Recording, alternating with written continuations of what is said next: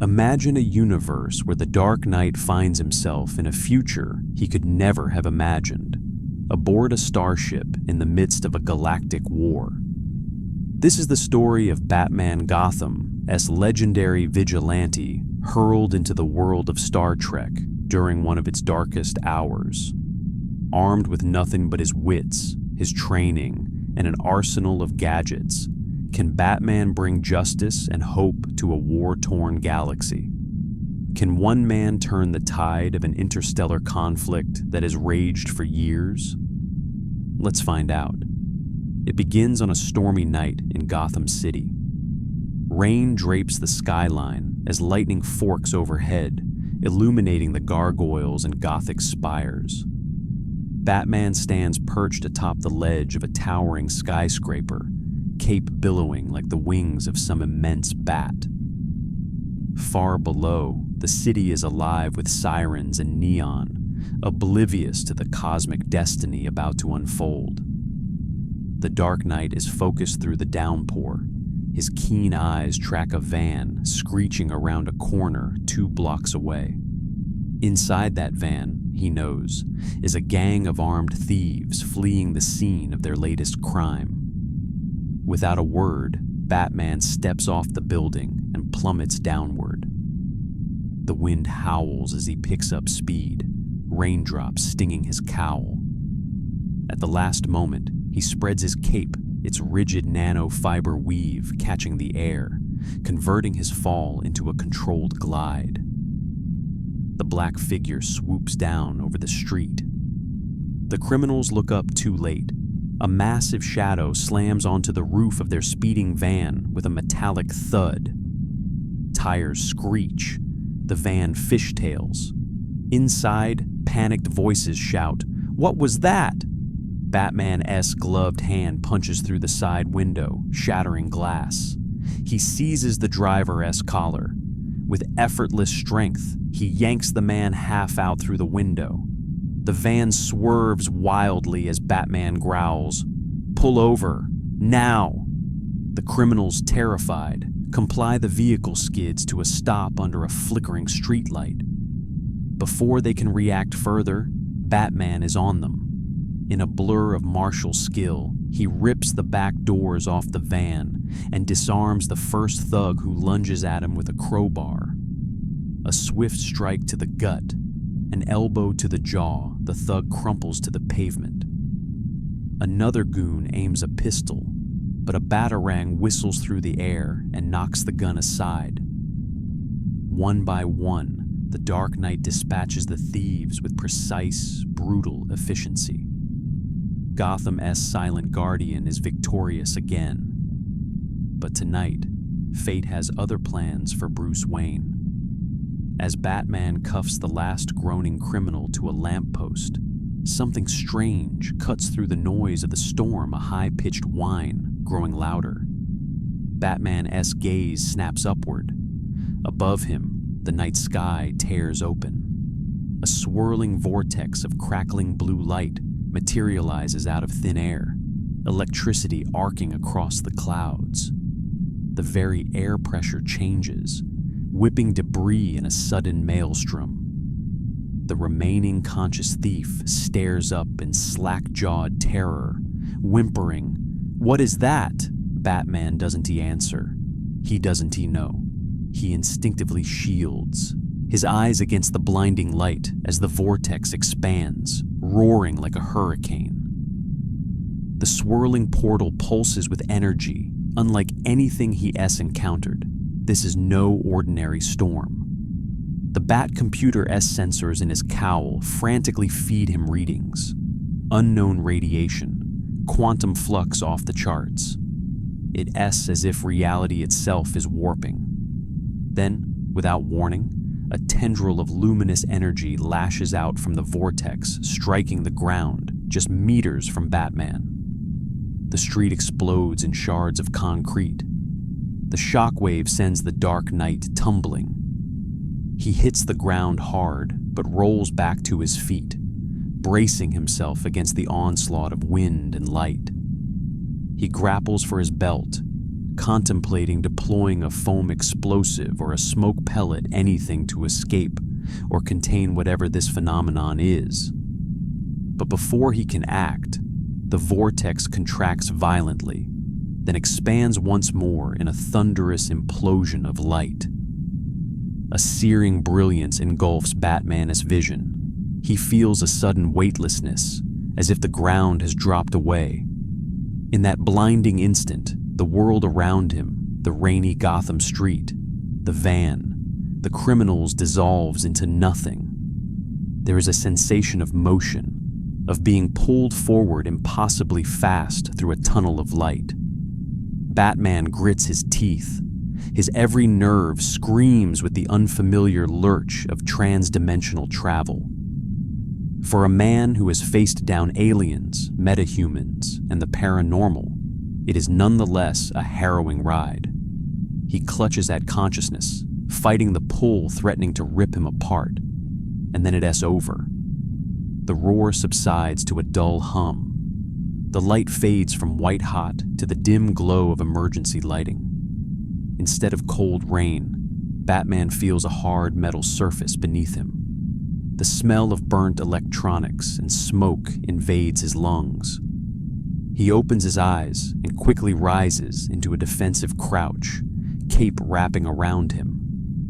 The first thing he sees is a corridor, but not one made of concrete or brick. It's as a hallway of sleek alloys and flickering panels, illuminated by red alert lights. Sparks shower from a damaged conduit above. This is not Gotham. Alarms blare in the distance. The floor trembles as if from an impact. Batman's mind processes a flood of input, the architecture, the technology.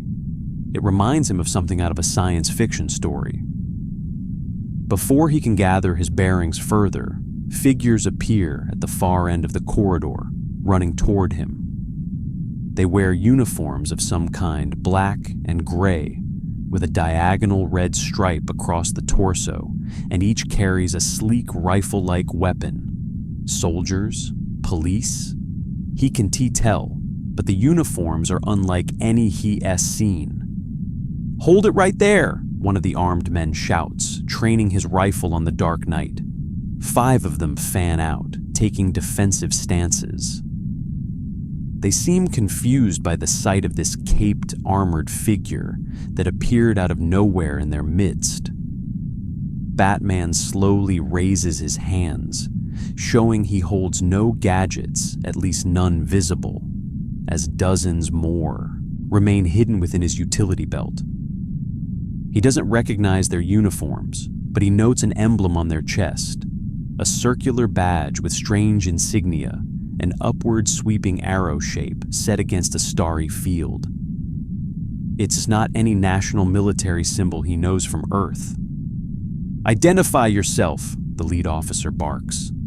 His stance is firm, but his eyes betray astonishment. Clearly, they hadn't expected to find a man in a bat-themed suit here. Batman's deep voice echoes in the corridor. "My name is Batman," he says slowly, keeping his tone calm but authoritative. Years of dealing with jittery cops in Gotham has taught him how to project control, even when he doesn't fully understand the situation. "I am not your enemy." The security team shares uncertain glances. Batman can tell these people are on edge, but not trigger-happy. They seem disciplined. The one in charge taps a comm device on his collar. "Ops, we've got an intruder, I guess. Some kind of armored man. He just appeared out of thin air near Junction 12 on Deck 5. Batman's keen ears pick up a voice crackling back through the officer's earpiece, too quiet to make out, but the officer responds, "Yes, sir. We have him at Phaser Point." Phaser Point? Batman files the unfamiliar term away, even as he notes the slight tremor in the deck under his boots. Again. Was that an explosion somewhere else on this structure? There's clearly chaos happening beyond this corridor. The distant alarm klaxons and red lights suggest an emergency. possibly a combat situation, given the armed response team. He also doesn't miss that the gravity here feels slightly different than Earth-S, a tad lighter, and the air carries a sterile, recycled taste. He S on some kind of ship or station, he deduces, recalling the sleek metal walls and an occasional window slit showing darkness outside dotted with stars. The lead guard speaks again, trying for authority. "Batman, you said? How did you get on board this station? What is your purpose here?" Batman slowly stands up straight from his crouch, lowering his hands slightly, but keeping them visible. "I'm not sure," he replies truthfully, voice level. "One moment I was in Gotham City, the next, I was here, wherever here is. If I've intruded, it wasn't intentional." He pauses, taking a calm breath. "What station is this? And who are you?" The security team looks even more perplexed now. One guard whispers, "Gotham City? What is that?" Another shakes his head, as if to say this is above their pay grade. The commander narrows his eyes, still not lowering his rifle. "You on Deep Space Nine, a Federation starbase. Under attack, I might add." As if on cue, the entire station shudders again, and from far off, the muffled thump of what sounds like ordnance reverberates through the hull. The commander raises his voice over the noise. "I don't know how you popped in here, but unless you were working for the Dominion, we've got bigger problems right now. Deep Space Nine, Federation, Dominion." These words are alien to Batman, but he catches the urgency in the Man-S tone. The station is under attack. Civilians could be in danger, and clearly these people think he might be an enemy infiltrator. "I'm not with the Dominion," Batman asserts, hoping that means something to them. "I am here by accident, maybe by someone S design, but not mine." He glances toward the distant sounds of battle echoing through the corridors. "You said you were under attack. How can I help?" The security chief looks taken aback by the intruder-S offer.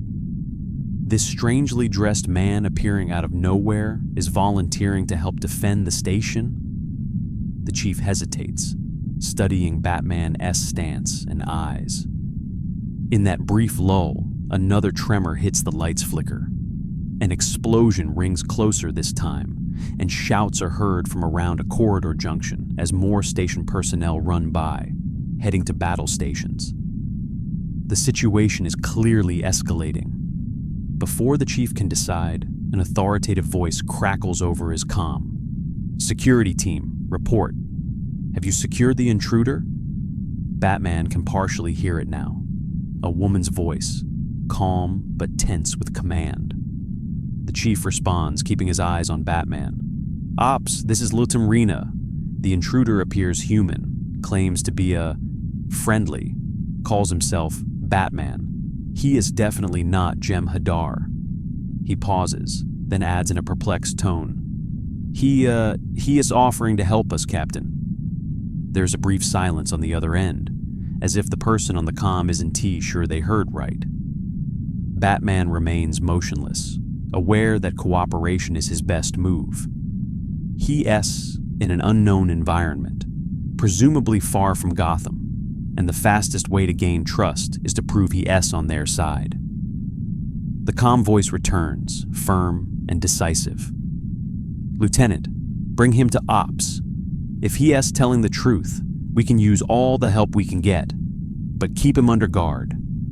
The security chief nods to his team, then to Batman. "All right, Batman. We re-escorting you to Ops, the main control center, to meet the captain. Don T make any sudden moves. We a bit on edge right now." Batman gives a slight nod of assent. He falls in step as the security officers form around him, 2 ahead and 3 behind. They move briskly down the corridor. Around them, Deep Space Nine comes alive with the chaos of battle. Through a viewport Batman passes, he glimpses phaser beams lancing through space outside, starships exchanging fire in the blackness. The Station S own defenses fire bright streaks of energy. It is a sight both terrifying and oddly fascinating, a real spaceship battle, as if he stepped into one of the sci-fi comics young Tim Drake likes to read back home. But this is no fantasy.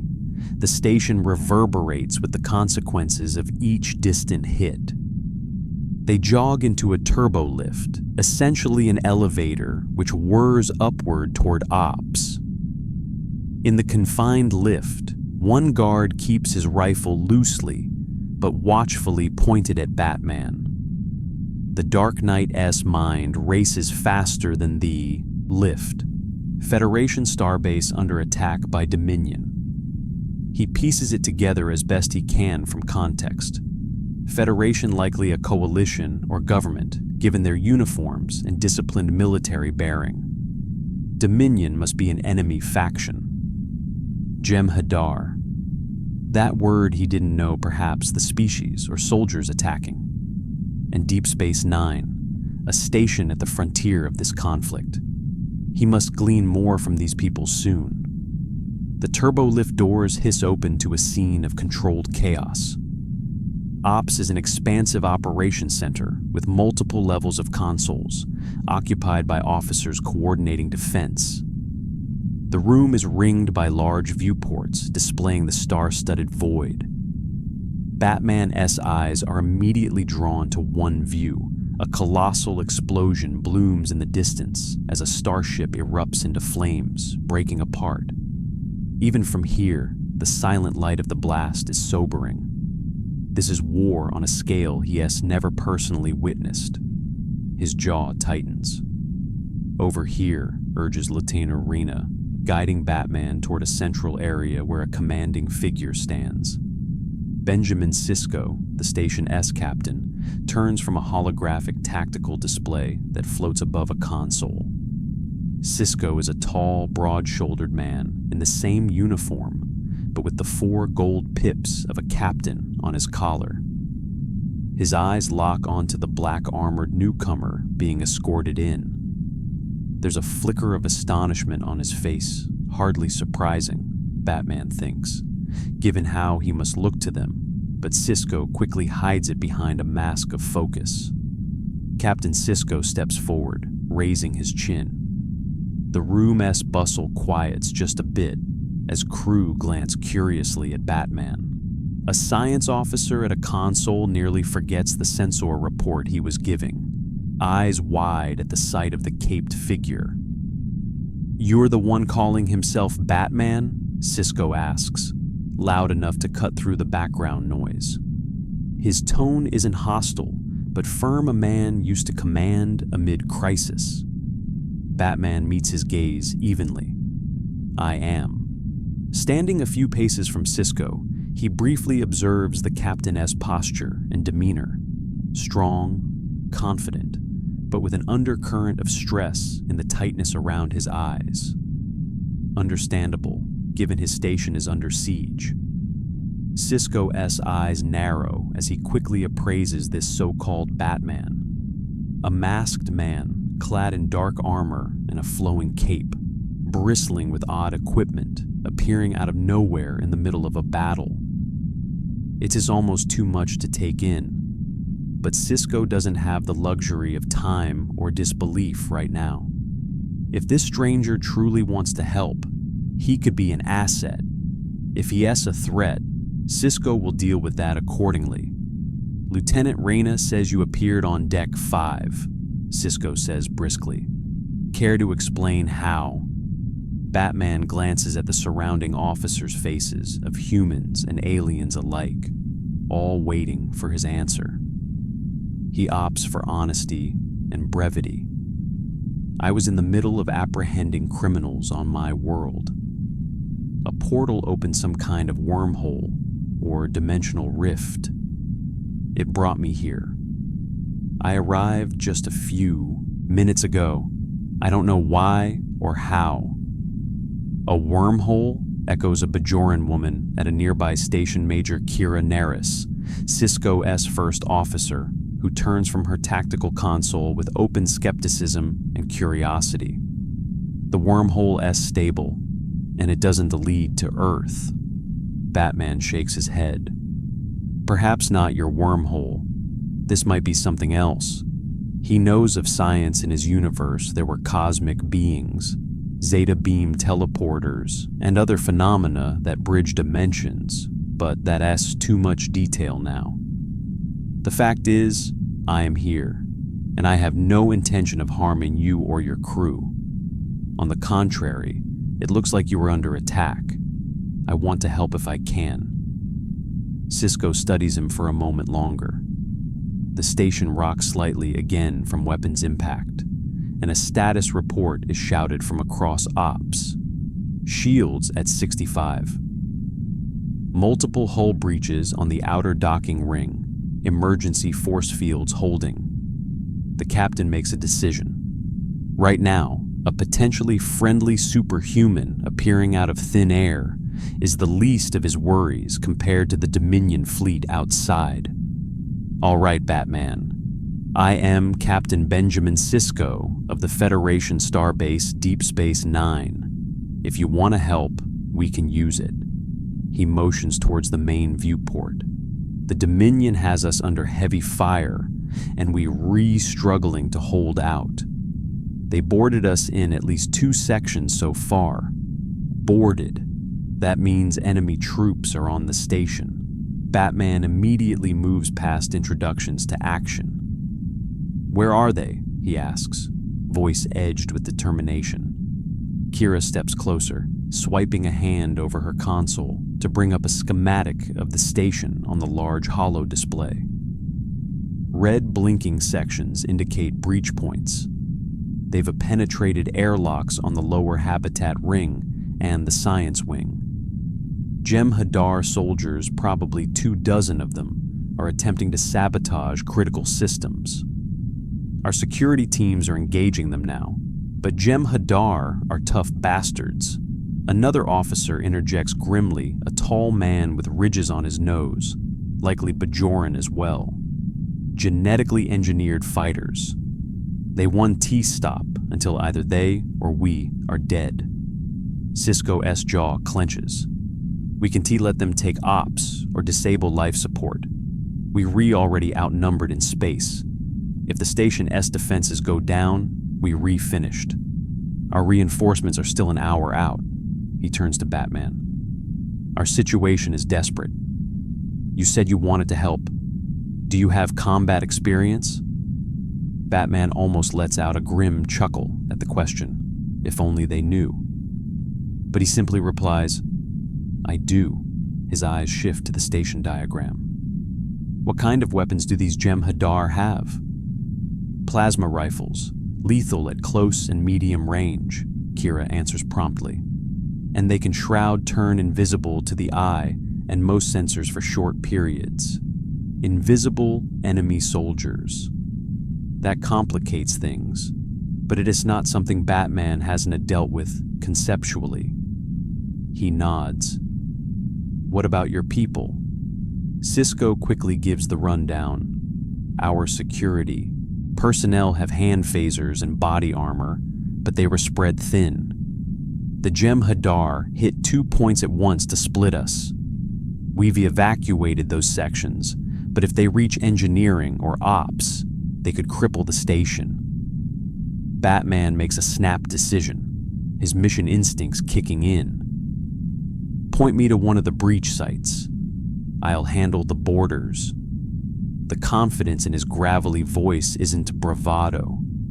It's the calm certainty of a man who has spent a lifetime walking into the fray and coming out on top.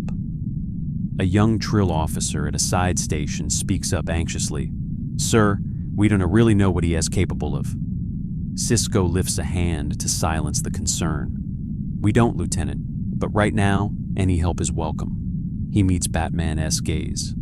Take the security team with you at least. Batman shakes his head, cape rustling. With all respect, Captain, your people need to defend other areas too. I work better alone." Seeing Sisko's hesitation, Batman adds, "I want to get in their way. I'll stop the ones in the science wing. Your men can reinforce the other breach." Kira looks to Sisko, doubtful. "You're gonna let a stranger handle a squad of Jem'Hadar solo?" Batman interjects quietly, a steel edge in his tone. "I've fought powerful opponents before. If these Jem'Hadar are anything like soldiers I know, they'll rely on their cloaking and brute force. I can counter both." Sisko's intuition, honed by years of command and encounters with strange phenomena, tells him this man is far more than he appears. Perhaps even more than human? That remains to be seen. But those eyes behind the cowl hold a resolute fire. He recognizes the look of someone who will not back down, no matter the odds. And what choice is there? If Batman can stall or neutralize one group of invaders, that could save countless lives on the station. "All right, Batman," Sisko finally says, making the call. "Major Kira will give you a map of the science wing and direct you to the enemy's location. But take this." He nods to a weapons locker near the turbo lift. "A phaser set to heavy stun. It might come in handy." Batman strides to the locker as one of the officers quickly pops it open. Inside are several sleek hand phasers. He picks one up, examining the unfamiliar weapon. It's roughly pistol-shaped, but with no barrel, just an emitter dish at the front. He's used alien tech before during certain Justice League missions, but prefers his own gear. Still, he toggles the side setting to what he presumes is stun. An officer quickly steps forward and adjusts the dial to the correct setting for him. Batman nods his thanks and holsters the phaser at his belt next to his grapple gun. "I'll try not to need it," he says. He plans to stick to non-lethal means if possible, but he's not naive. These invaders might not give him the luxury. Kira calls up a quick layout on a pad and hands it to him. "Here. This will guide you to junction C12. That S, where they forced entry in the science wing. Internal sensors show at least 10 Jem'Hadar moving through those corridors, heading for the power relay stations here and here." She points at the Pad-S display, indicating their likely sabotage targets. Batman glances at it, committing the map to memory in seconds. He returns the pad. He prefers to travel light. "Understood." Sisko places a hand on Batman's shoulder briefly. "Good luck, and thank you." Batman simply responds, "See you soon," with a confidence that, for a moment, leaves Sisko and Kira wondering just who or what has landed in their laps. Without further ado, Batman whirls and darts back into the turbo lift, the security lieutenant Rena accompanying him partway to open any necessary bulkheads. As the lift doors shut, cutting off the view of ops, Batman closes his eyes for a split second and centers himself. Only an hour ago, he was in Gotham stopping a routine robbery. Now he's on a space station under siege in what appears to be another quadrant of the galaxy, maybe even another universe entirely. His allies are strangers. His enemies are literal invisible soldiers bred for war. The sheer absurdity of it all would make a lesser man's head spin. But Batman compartmentalizes it. He will process the enormity later. Right now, there are lives in immediate danger. The turbo lift speeds down and Batman readies himself, flexing his gloved hands. A faint tremor of anticipation courses through him. He has fought alongside gods and monsters before. He can handle a few invisible soldiers. The element of surprise is gone. They know he is coming via comm chatter, but they have no idea who they're dealing with. The door slides open to a dim corridor wreathed in smoke. the Station S automated system struggled to contain fires from earlier blasts. Sparks dance from a half-functional light fixture, casting erratic shadows. Batman moves swiftly and silently, his cape drawn around him like a living shadow. Ahead, he hears the distant sizzle of energy weapons and the shout of a Starfleet officer engaged in battle. He sprints toward the conflict, boots thudding softly on the deck plating. As he rounds a corner, he comes upon a scene of chaos. Two Starfleet security officers crouch behind an overturned metal table in a corridor intersection, exchanging fire with unseen targets down the hall. Bright orange bolts, presumably Jem'Hadar plasma blasts, scorch the walls as they zip past. One bolt strikes a Starfleet officer in the shoulder despite his cover. He cries out and drops, alive but wounded, his phaser clattering away. His partner grabs him, dragging him back around a corner, out of the line of fire. The Jem'Hadar, seeing an opening, decloak momentarily hulking grayish figures with reptilian-like skin and horned features, clad in spiky armor, holding vicious-looking guns. They charge forward with fierce, guttural battle cries, aiming to overrun the two officers. They don't realize someone else has joined the fray. Batman times his move perfectly. He hurls a smoke pellet into the intersection between the charging Jem'Hadar and the retreating officers. It erupts in a billow of thick, black smoke, obscuring the corridor. The Jem'Hadar falter, surprised, their line of sight vanished. In that heartbeat of confusion, Batman is among them. He descends like a wraith, using a grappling line shot to the ceiling to swing overhead and drop into the smoke cloud behind the lead Jem'Hadar. Through his cowl's lenses, he toggles to thermal imaging. The smoke becomes a thin haze, and the outlines of 3 heat signatures are clear. His first target is the biggest outline, likely the first soldier, nearly 7 feet tall and heavily muscled. Batman lands a crushing kick to the back of the Jem'Hadar's knee, buckling the soldier's leg. With a fluid motion, he follows up by grabbing the back of the alien's armored head and slamming it forward into the bulkhead. The force, augmented by both Batman's strength and the momentum of his drop, cracks the reinforced panel and sends the soldier to the floor unconscious, or at least dazed. Before the others can react, Batman vanishes back into the swirling smoke. One of the remaining Jem'Hadar snarls something in their language and activates his shroud. The heat silhouette in Batman's lens flickers and fades as the enemy tries to turn invisible. But the Dark Knight anticipated this. From his belt, he retrieves a small capsule and crushes it in his hand as he flings its contents into the air. A fine mist of micronized ferromagnetic dust disperses. In the presence of the Station's artificial gravity, the dust swiftly settles over everything in the corridor, including the cloaked Jem'Hadar.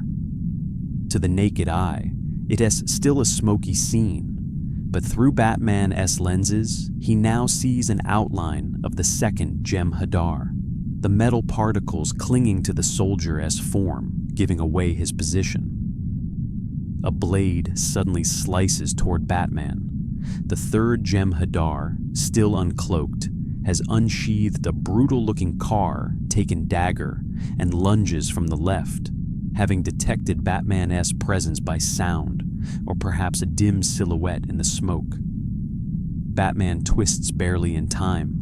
The blade scrapes off the side of his armored cowl, sparks flying as it screeches over the ear guard. The Jem'Hadar is strong, nearly metahuman in brute force. Even a glancing blow like that stuns Batman with its raw power. It is like fighting Bane or Killer Croc back home. but Batman uses the momentum, spinning with the hit rather than resisting it. He pivots and delivers a counter, a precise trio of strikes palm to the wrist, knocking the dagger aside, knuckles to the throat, making the attacker gag and stumble, followed by an elbow to the ridged crown of the alien-S head. The Jem'Hadar grunts but barely staggers. Pain means little to them. Whatever engineered stimulant drives their adrenaline keeps them fighting ferociously.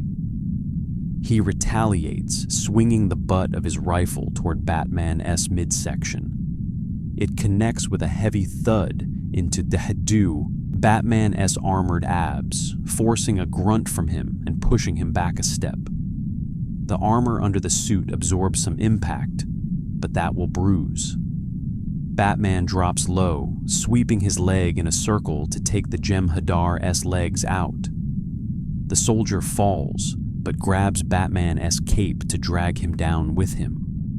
In a tangle of limbs, the Jem'Hadar tries to pin Batman to the deck, snarling with an almost feral rage. Batman wedges an armored forearm under the attacker's chin, straining to keep those sharp teeth and fierce eyes at bay. With his free hand, he reaches for a certain compartment in his utility belt. His fingers close around a compact sonic disruptor device, specifically calibrated in the turbolift moments ago when he learned about their cloaking tech. He activates it now, pressing it against the Jem'Hadar's torso. A high-frequency pulse emits a concentrated shockwave. The alien roars as the sonic energy vibrates through his body, attacking his nervous system and inner ear. It is like being hit with a non-lethal concussive blast. The Jem'Hadar's grip slackens as he is momentarily disoriented. Batman seizes that chance. He wrenches free and delivers a crushing headbutt to the soldier's face. The reinforced forehead of Batman's cowl meets the Jem'Hadar's skull with a crack. The soldier is out cold, slumping to the floor. Simultaneously, the second Jem'Hadar, the one who went invisible, has been circling to find a clean shot. The ferromagnetic dust betrays him enough that Batman can sense movement to his right. The alien fires blindly through the smoke, the plasma bolt narrowly missing Batman and scorching a hole in the wall. The two Starfleet officers, now around the corner, dare not return fire lest they hit their mysterious ally. But they watch in astonishment as, dimly, they see a caped silhouette dance through the haze, systematically dismantling foes that outmass him by double. The invisible Jem'Hadar steps forward, likely intending to decloak and engage hand-to-hand after missing with the rifle. But Batman doesn't give him the chance. With a flick of his wrist, he hurls a batarang. It's not a regular one. He chose a special model from his belt that emits a short-range EMP on impact. The batarang slices through the air and hits what appears to be thin air, but sparks erupt mid-corridor as the device triggers. A ripple of energy lights up, clinging to the outline of the third soldier. With a crackle, the Jem'Hadar's personal cloaking field fizzles, failing under the electromagnetic disruption. The suddenly visible soldier looks down at his flickering body in surprise. Batman is already upon him. He grabs the rifle of the distracted Jem'Hadar, forcing it upward just as it discharges another sizzling bolt into the ceiling. With his other hand, Batman delivers a precise nerve strike at the base of the alien's neck, targeting what he hopes is a vulnerable cluster. The Jem'Hadar grimaces but fights through it, headbutting Batman fiercely with his hard skull ridge. Batman reels back, seeing stars in his vision for a half-second. The soldier seizes him by the throat, slamming him against the wall with a growl of triumph, his strength immense. Batman chokes as the vice-like grip crushes his airway. The edges of his vision darken. He has seconds at most. Summoning his will, he brings his gauntleted hands up and claps them hard against the Jem'Hadar's ears on both sides. The sonic shock of the impact stuns the alien, making him loosen his grip reflexively. Batman then snaps forward with a ferocious punch square to the soldier's face. Then another, each backed with all of Batman's considerable power and honed technique. On the third blow, something gives the Jem'Hadar's bony faceplate cracks, and he staggers. Batman then flips the larger opponent using leverage, throwing him over his shoulder to the deck, where the soldier lands with a heavy thud. Before the Jem'Hadar can recover, Batman pulls a set of high-tensile polymer bat cuffs from his belt and cinches the soldier's wrists together in one fluid motion, binding him. The alien struggles, but the cuffs are strong, designed to hold even superhumanly strong criminals, at least for a short time. The Jem'Hadar bellows in rage, but can break free quickly. Batman delivers a final nerve pinch at the junction of neck and shoulder, one he learned from an old martial arts master in the Himalayas. The alien finally slumps unconscious. Silence falls in the corridor, broken only by Batman's heavy breathing and the distant sounds of battle elsewhere. The smoke from his pellet begins to thin out, revealing the aftermath. 3 Jem'Hadar lie on the floor around him, either unconscious or immobilized. The Starfleet security officers stare in astonishment. Batman straightens, catching his breath. His throat hurts from the choke, and various aches announce themselves across his body. These aliens hit like trucks. But he's intact.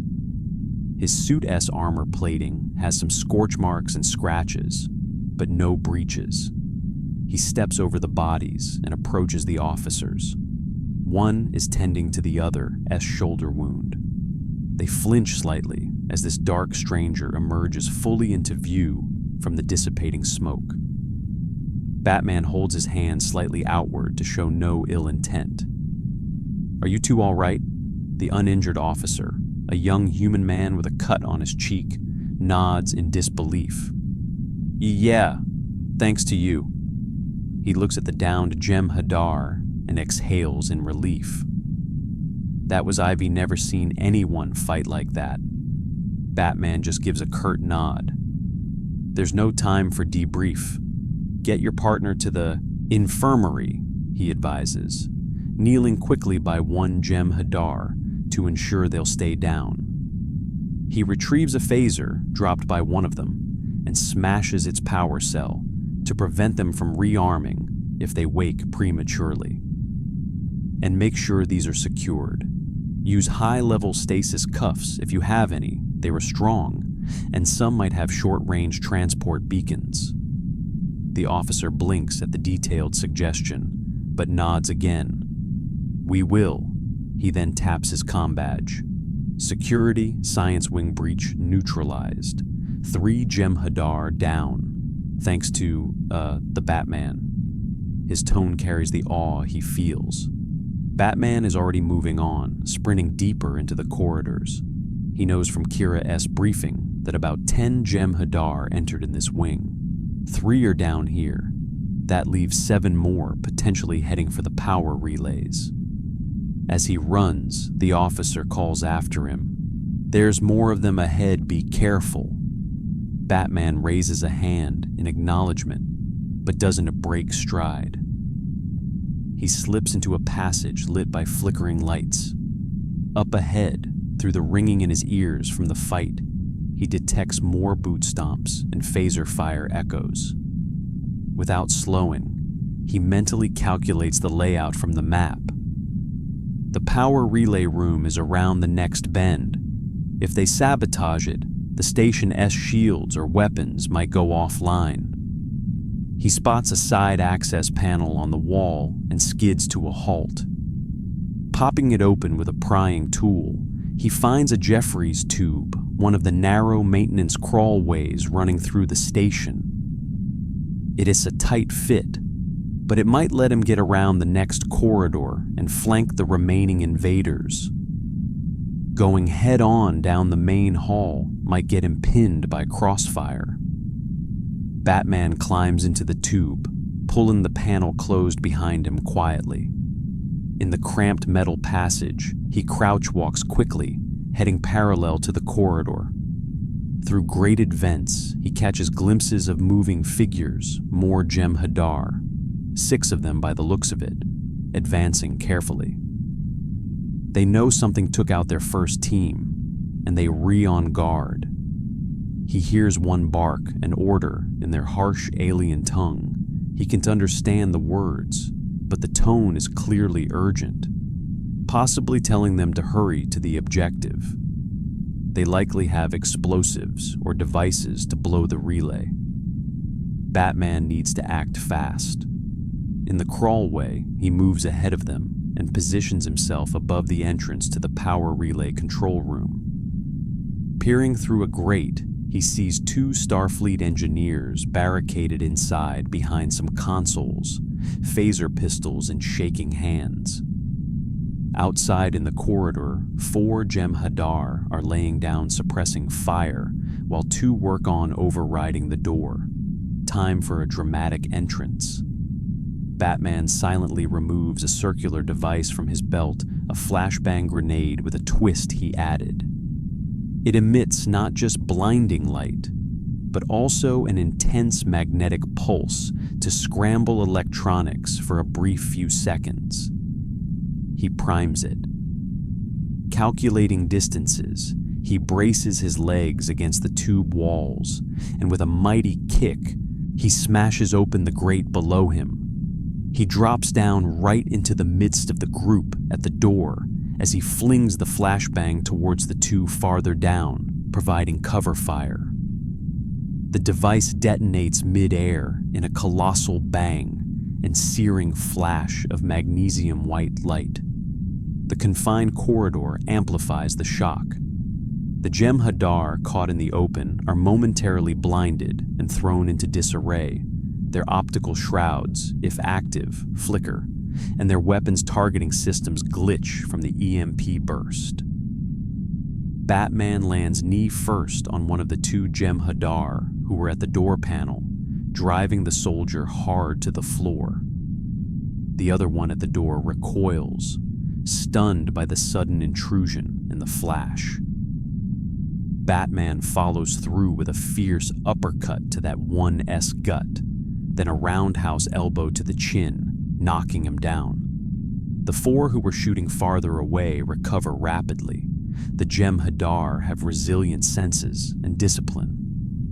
They roar, firing wildly in his direction, though their vision is still sparkled with afterimages. Orange bolts rip through the air. Batman darts for cover, only to realize there's little to be had. It is a corridor with just the door frame and a small bulkhead jutting. One bolt grazes his cape, sizzling a charred line through the Kevlar Nomex weave.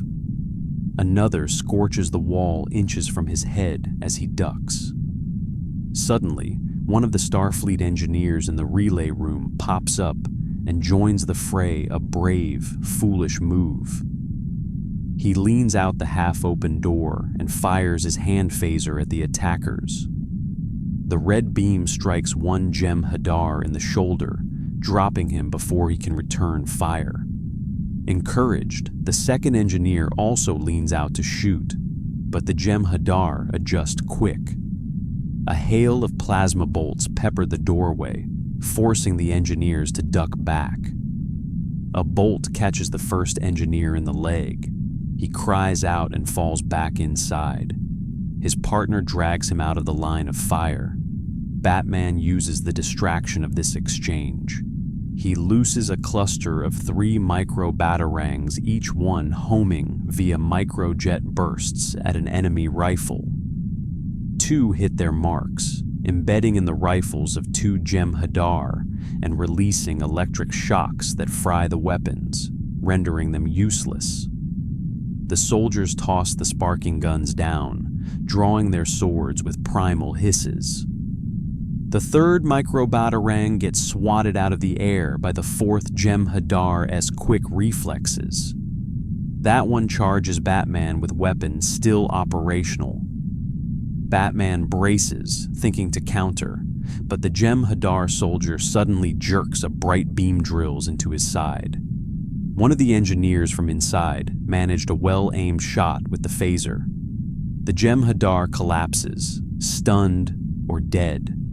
Now it has 3 left, all melee as their guns are gone or fried.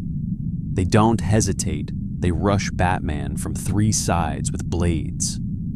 These shock troops have no fear. Batman backs into the doorway of the relay room, narrowing the attack angle, and engages. He flicks out a compact telescoping staff from his utility belt with a fro. Quick snap, it extends into a full bow staff, made of a virtually unbreakable alloy. The first sword comes down, a heavy overhand chop aimed at Batman's left shoulder. He intercepts with the staff, the metal clang of blade meeting pole echoing. The impact jars his arms. The Jem'Hadar is incredibly strong. But Batman deflects the blade aside, simultaneously twisting the staff to strike the attacker in the ribs. Another sword thrusts at his right side. He spins the staff around to parry that second strike, but the third assailant comes at him directly with a vicious stab toward his abdomen. The tip screeches off his chest armor plate, failing to puncture but sending a shock of force through him. He grimaces. A direct hit could penetrate the softer sections of his suit. He decides to adjust the odds. As he twists away from the next slash, he hits a concealed button on the staff. One end of the bow staff crackles with energy, a stun charge similar to a high-powered taser. He jams that electrified end into the side of the nearest Jem'Hadar. The surge lights up the alien's nervous system. He shakes violently and collapses, unconscious, the smell of ozone and singed flesh mixing in the air. 2 left. One swings horizontally at Batman's head. The other darts low, aiming to hamstring him.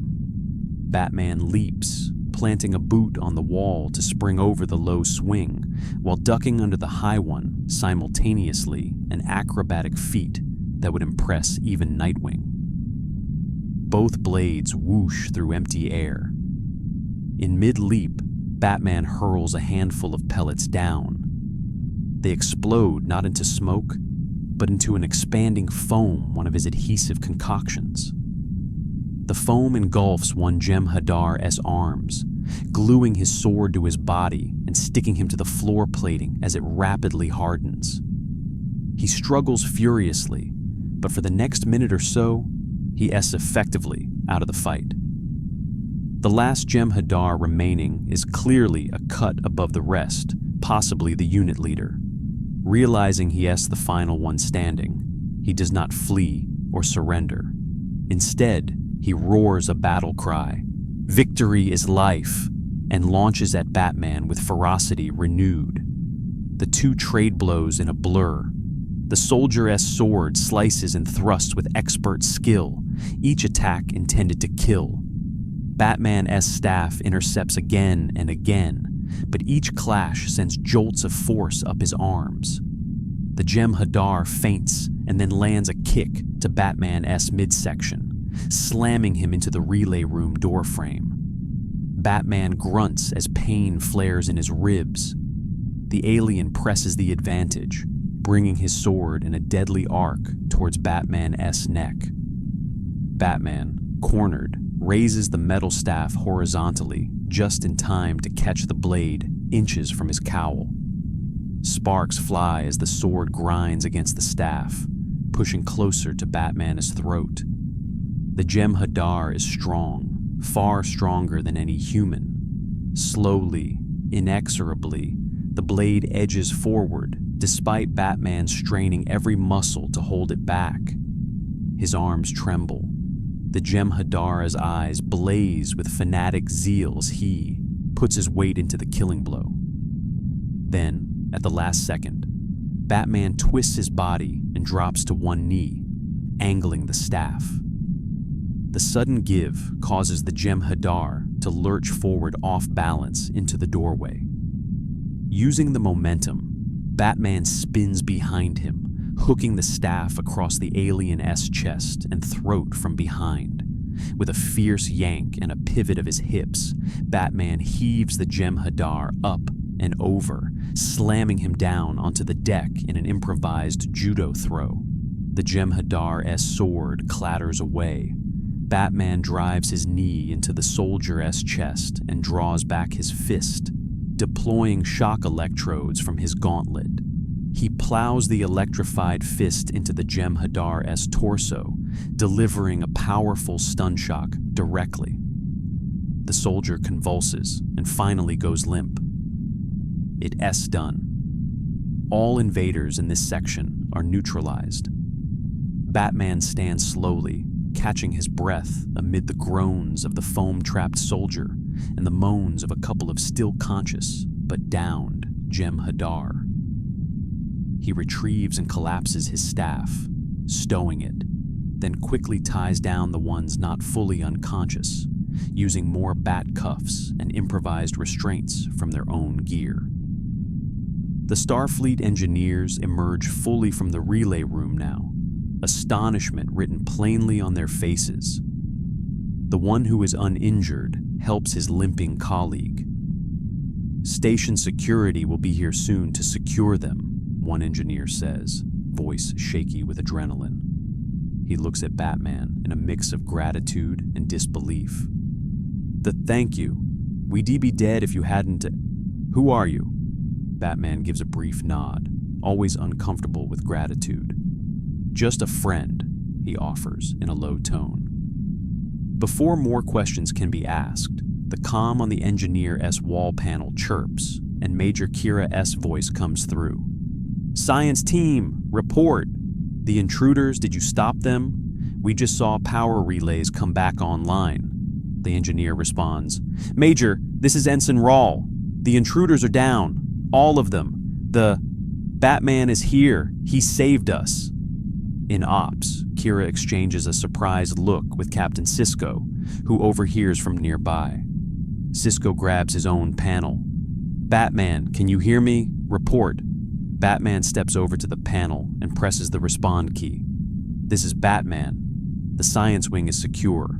All hostiles have been incapacitated or contained. A brief, almost incredulous silence. Then Sisko's voice. Understood, and thank you. He quickly resumes captain mode. We still have boarders in the habitat ring, but our teams are moving in. We could use your before he can finish. Another voice in ops yells out.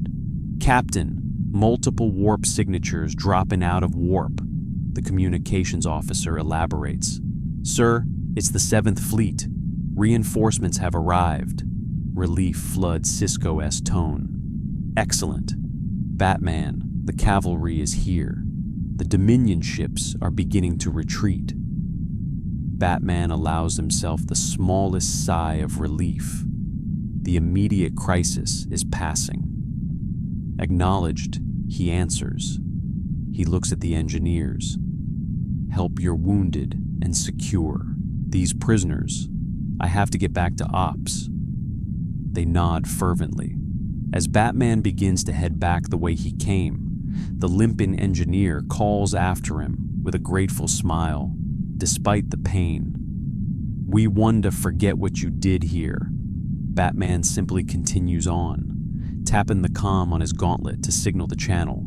Major Kira, which route is clear to ops? I am on deck 14, section 8. Kira responds promptly, professional, but with a newfound respect under her tone. Take the main turbo lift shaft back, Batman. We have control of the station now. And good work.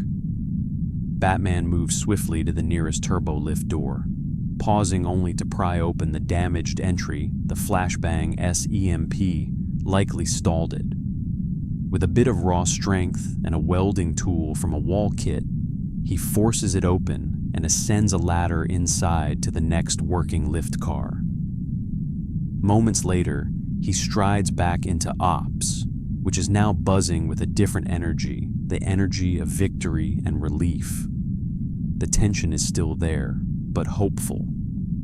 On the central screen, Federation starships chase off the remaining Dominion vessels, which are warping out.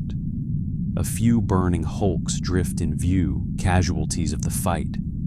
Sisko is giving rapid-fire orders to coordinate recovery, lock onto life pods, dispatch damage control teams to the docking ring, get those fires under control, and someone get me a casualty report.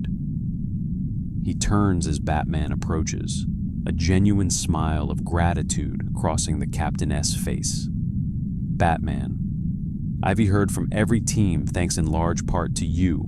Our borders were repelled and critical systems are intact. Batman nods. Glad I could help. He stands with hands resting on his utility belt, composed despite the scuffs and evidence of intense combat on his suit. Kira steps forward, eyeing Batman with an appraising look. I have to admit, when you jumped in, I was skeptical, but that was impressive. Coming from the seasoned former resistance fighter, that's high praise. Before any further conversation, another officer calls out to Sisko. Sir, Starfleet Command is hailing us. Sisko raises a hand to Batman in a just-a-moment gesture. Ops, put them through to my office. Major, you have the bridge. He looks at Batman.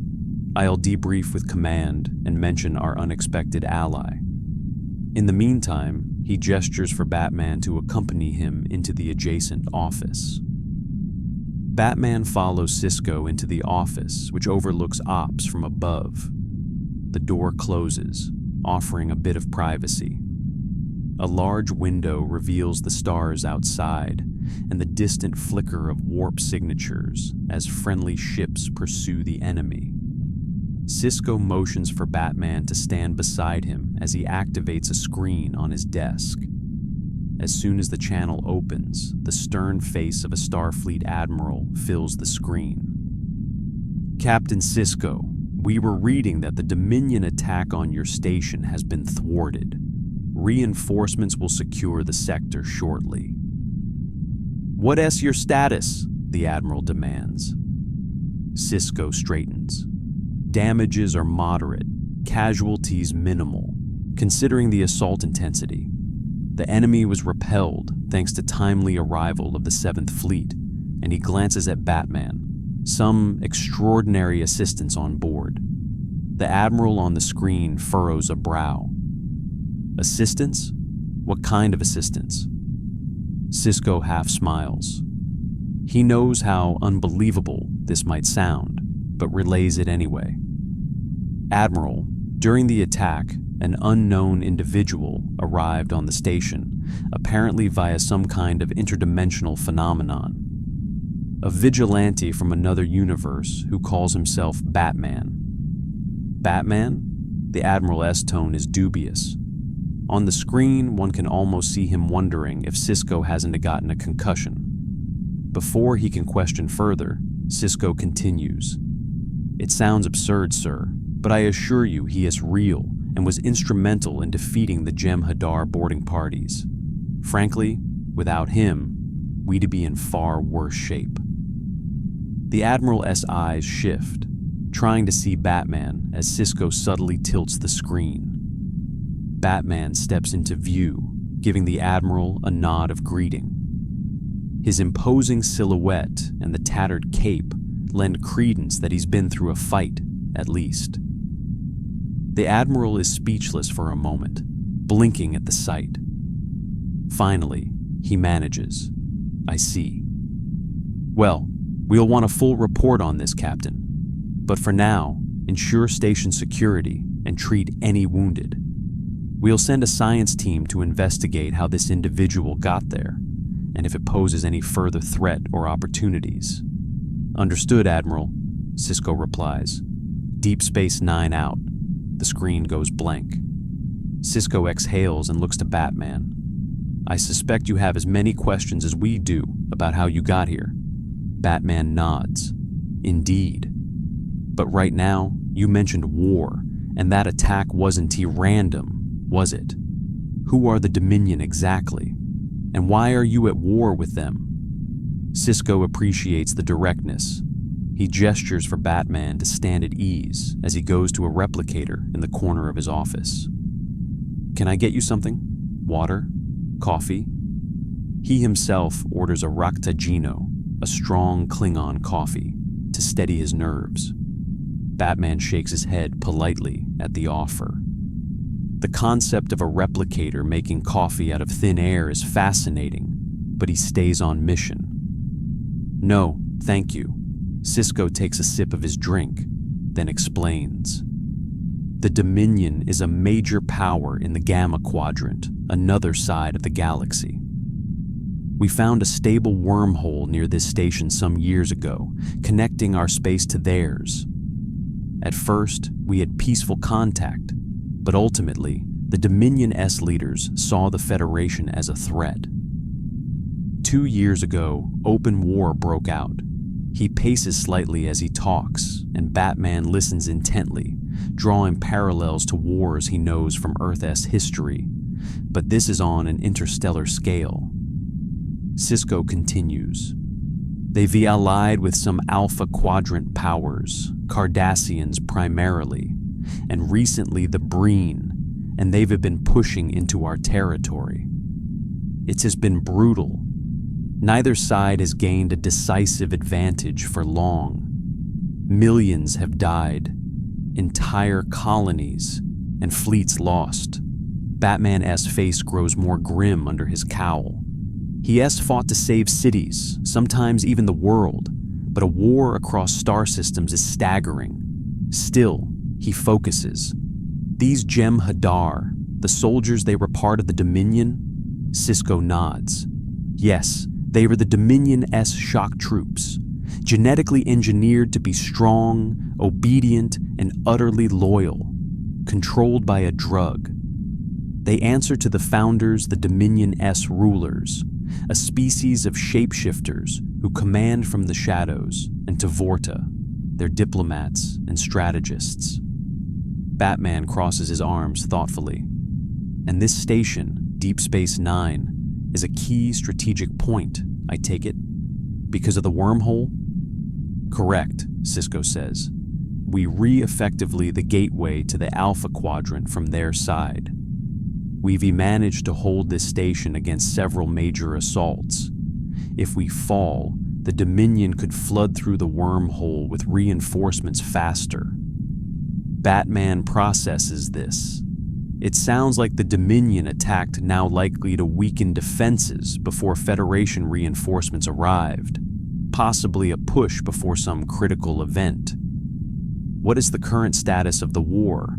Are you on the offensive or defensive? Sisko's expression darkens. Until recently, it was a stalemate leaning in their favor. They occupied many worlds, but we've turned the tide in the past year, liberated some territories. Now, rumor is they're on the back foot. In fact, intelligence suggests the Dominion S leadership might be getting desperate. Starfleet and its allies are planning a final offensive to end the war soon, targeting their command center. He pauses, weighing how much to share. But his gut tells him Batman can be trusted with at least the basics. The enemy S command is believed to be on Cardassia Prime right now, that is the capital of one of their member powers, and effectively their local HQ. The founders, or at least the lead founder, is there, overseeing the war. Batman narrows his eyes in thought. So if you remove the leader or force them to surrender, the war ends. Likely, yes, Sisko says. The Jem'Hadar won T-fight if the founders order a ceasefire. They were literally bred to obey them. and many Cardassians themselves are weary of war, or even turning against the Dominion after how they've been treated. Batman's mind whirls. This scenario is clear. Decapitate the leadership, and you can stop the entire conflict. It is not too different from dismantling a crime syndicate by taking down its boss. However, usually eliminating a leader is easier said than done, especially one guarded by an army. But Batman has brought down criminal empires and corrupted regimes. He has even toppled tyrants on other worlds alongside the Justice League. And he has just proven he can hold his own against the Dominion's best fighters. The gears in his detective brain start formulating a plan audacious, risky, but potentially game-changing. Sisko notices that intense look in Batman's eyes, a look that reminds him of himself when he concocted the crazy plan to retake the station earlier in the war. You have an idea, Dantiyu? Batman doesn't waste time. I might. If ending this war hinges on reaching that founder leader, maybe someone needs to do what they won't expect. He steps closer, voice low and determined. Sneak into their stronghold and force them to surrender. Sisko almost can't believe what he's hearing at first. With all due respect, their stronghold is an entire planet swarming with enemy troops. Reaching the founder, he trails off. Impossible. But then, a few hours ago, the idea of a man in a Batsuit saving his station was impossible too. Batman's mind is racing ahead. I've made a career out of infiltrating impenetrable places. Gotham's worst strongholds, secret facilities, even alien ships. I can do this, but I do need some information and resources from you. Sisko sets his cup down, intrigued and cautious. Go on. Batman pulls a small, hollow projector device from his belt, one of the Starfleet pads he quietly borrowed, and loaded with data from a console when he was in Ops, showing Dominion fleet deployments and Cardassia-S maps. He taps it to project a flickering image of Cardassia Prime-S known layout above Sisko's desk. If their leadership is on Cardassia Prime, I'll need to get there quietly. A small craft with a cloaking device, ideally, to avoid their fleet. Sisko interjects, "We have one ship with a cloak, the Defiant, but if we send it alone, it'll be conspicuous if any Dominion detects Federation warp signatures. And using cloaks in the Alpha Quadrant violates a treaty with the Romulans." He grimaces, though the treaty seems trivial compared to ending the war. Batman waves off the politics, not asking for the Defiant. Perhaps a captured Dominion ship? Or I could slip aboard one of their vessels incognito. Is there any way to the planet that they want to see coming? Sisko rubs his chin. Captured Dominion attack ships. None in good working order here now. We've salvaged parts, but not a full one. Another option. We do have some Dominion transponders we recovered. If installed on a shuttle, we could maybe fool their sensors for a short time, make them think you were one of theirs. Batman nods. That could work.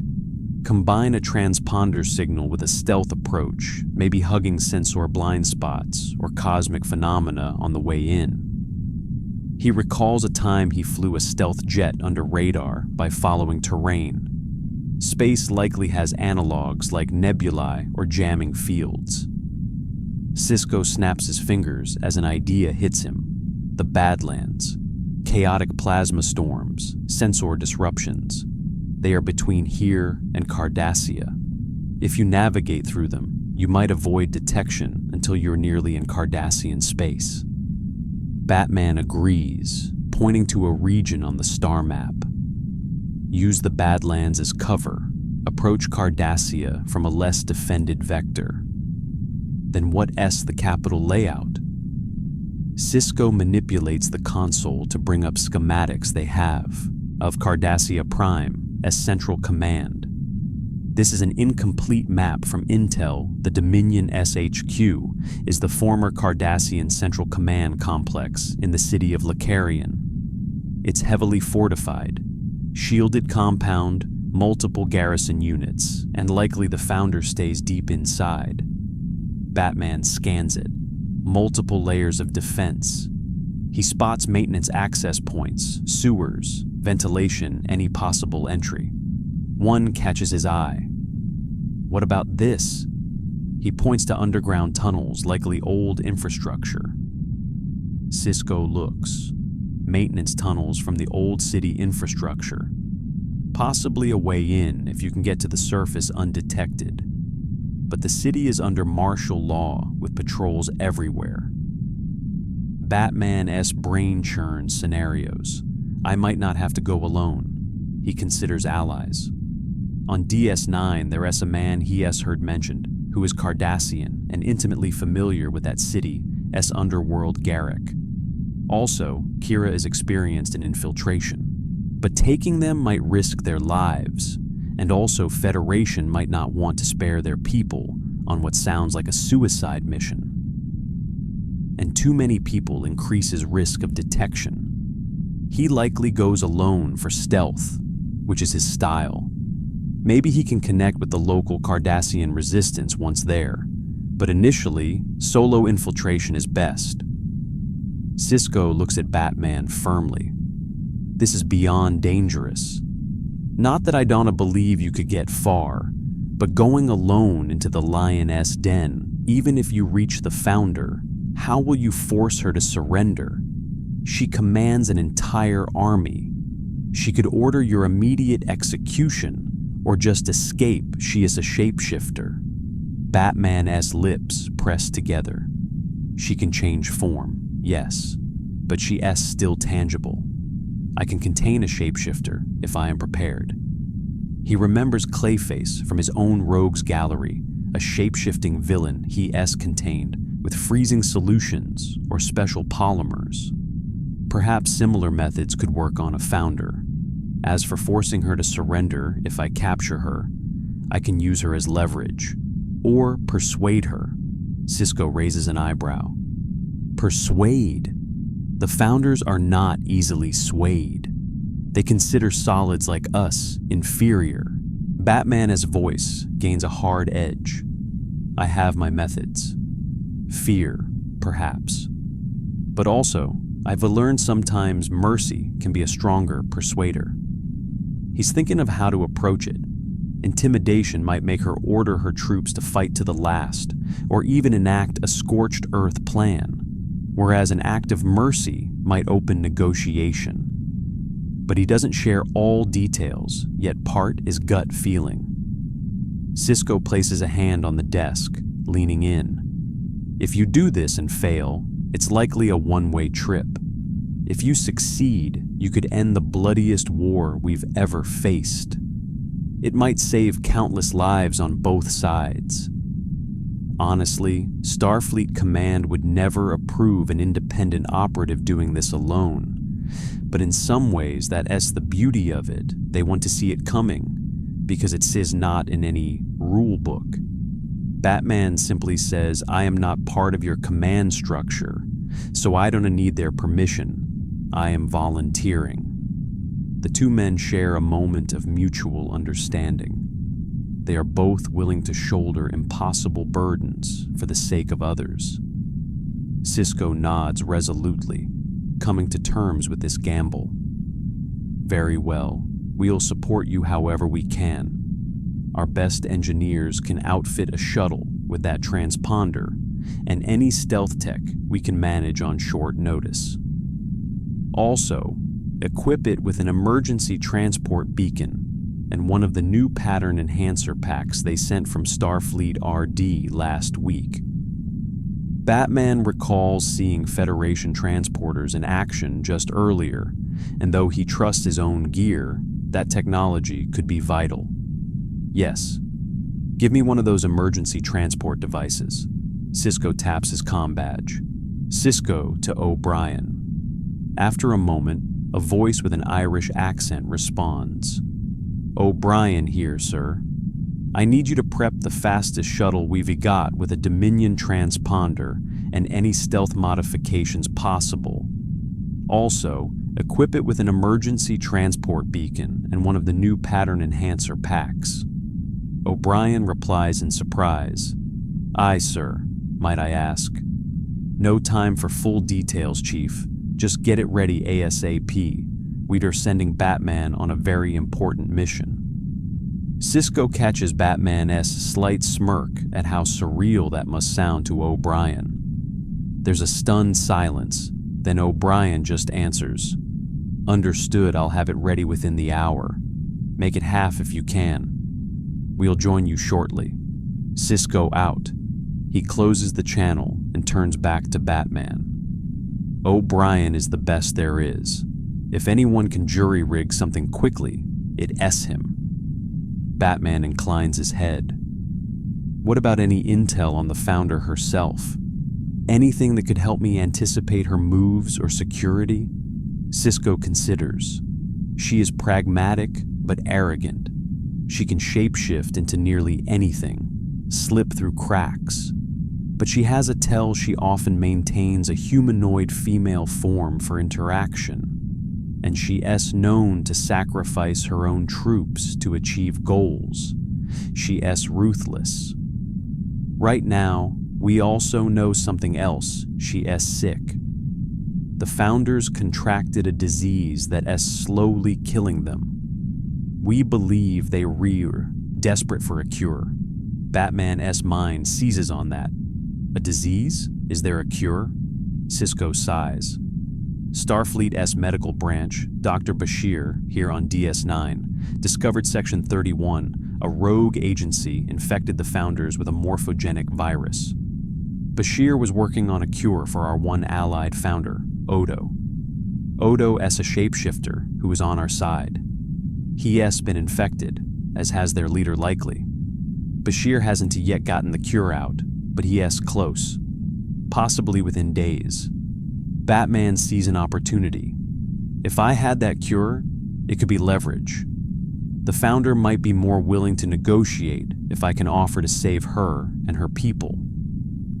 Sisko looks a bit surprised at the direction. You want to cure her? After all the bloodshed she has caused? Batman's expression is resolute. I don't want anyone to die needlessly. And if giving her a cure ends the war and prevents more killing, then it is worth it. Also, it is an example of what your Federation stands for, and what I stand for: mercy and justice, not revenge. It might make her see that peace is possible. Sisko slowly nods, impressed by the moral clarity. Spoken like a true Starfleet officer, though you were anything but. Very well. I'll see if Dr. Bashir has made progress, or at least has a prototype cure serum. He taps his badge again. Sisko to Dr. Bashir. Bashir's voice comes back, slightly winded, likely from tending to casualties. Bashir here, Captain. Doctor, have you synthesized any of that Founder cure yet? Or at least a dose? Bashir responds. I have a batch that I believe should work, but I was planning to test it on Odo first. Sisko interrupts. We have an urgent need for it now. Please prepare a dose and bring it to the main shuttle bay immediately. Bashir is confused. Shuttle bay? Captain, why would no time to explain fully? It's for the greater good, Julian. Trust me. And bring a hypo spray applicator. There's a brief hesitation then. Understood. I'll be there shortly. Bashir out. Batman feels an odd comfort. These people barely know him, and yet they are extending trust and resources. Perhaps his actions spoke clearly enough. Sisko and Batman leave the office and head out into ops. Major Kira approaches with a pad. Captain, initial casualty reports are in. She then notices the purposeful stride of the two and Batman's presence. Is something happening? Sisko exchanges a look with Batman, who gives a slight nod. Kira is a former Resistance operative. She, of all people, might understand this kind of mission. Sisko says quietly, "Major, Batman has volunteered to attempt a mission to force the Dominion-S surrender from within." Kira's eyes widen. "Within you mean Cardassia Prime?" She turns to Batman with a mix of admiration and worry. She knows about crazy solo missions. She has done some in her past, but this is beyond daring. Batman affirms, "Yes, I am going to infiltrate their headquarters and do whatever it takes to end this war." Kira breathes out slowly. "I hope you have a good plan." Batman replies with a hint of wryness. "I am working on it." She reaches out a hand to him, surprising Batman slightly. He shakes it firmly. "For what it is worth, give them hell. A lot of us wish we could do just what you were doing." He can sense the personal weight she carries. Cardassians occupied her world, Bajor, and she fought them for years. Ending this war is personal to her as well. "I will," he says simply. Kira then says to Sisko, "Sir, I did like to have the Defiant ready to support him in case he needs extraction or cover when the time comes." Sisko nods. "Good idea. Quietly prep it under the guise of routine maintenance so no one suspects. But don T cloak or leave station until called. We can T-tip off the Dominion." Kira acknowledges and quickly moves to coordinate that. Batman and Sisko rush to the turbo lift to head to the shuttle bay. As they descend, Sisko glances at the man beside him.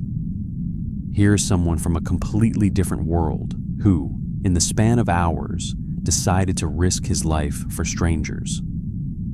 It reaffirms some of Sisko's faith that across the stars or universes, there are kindred spirits with shared values.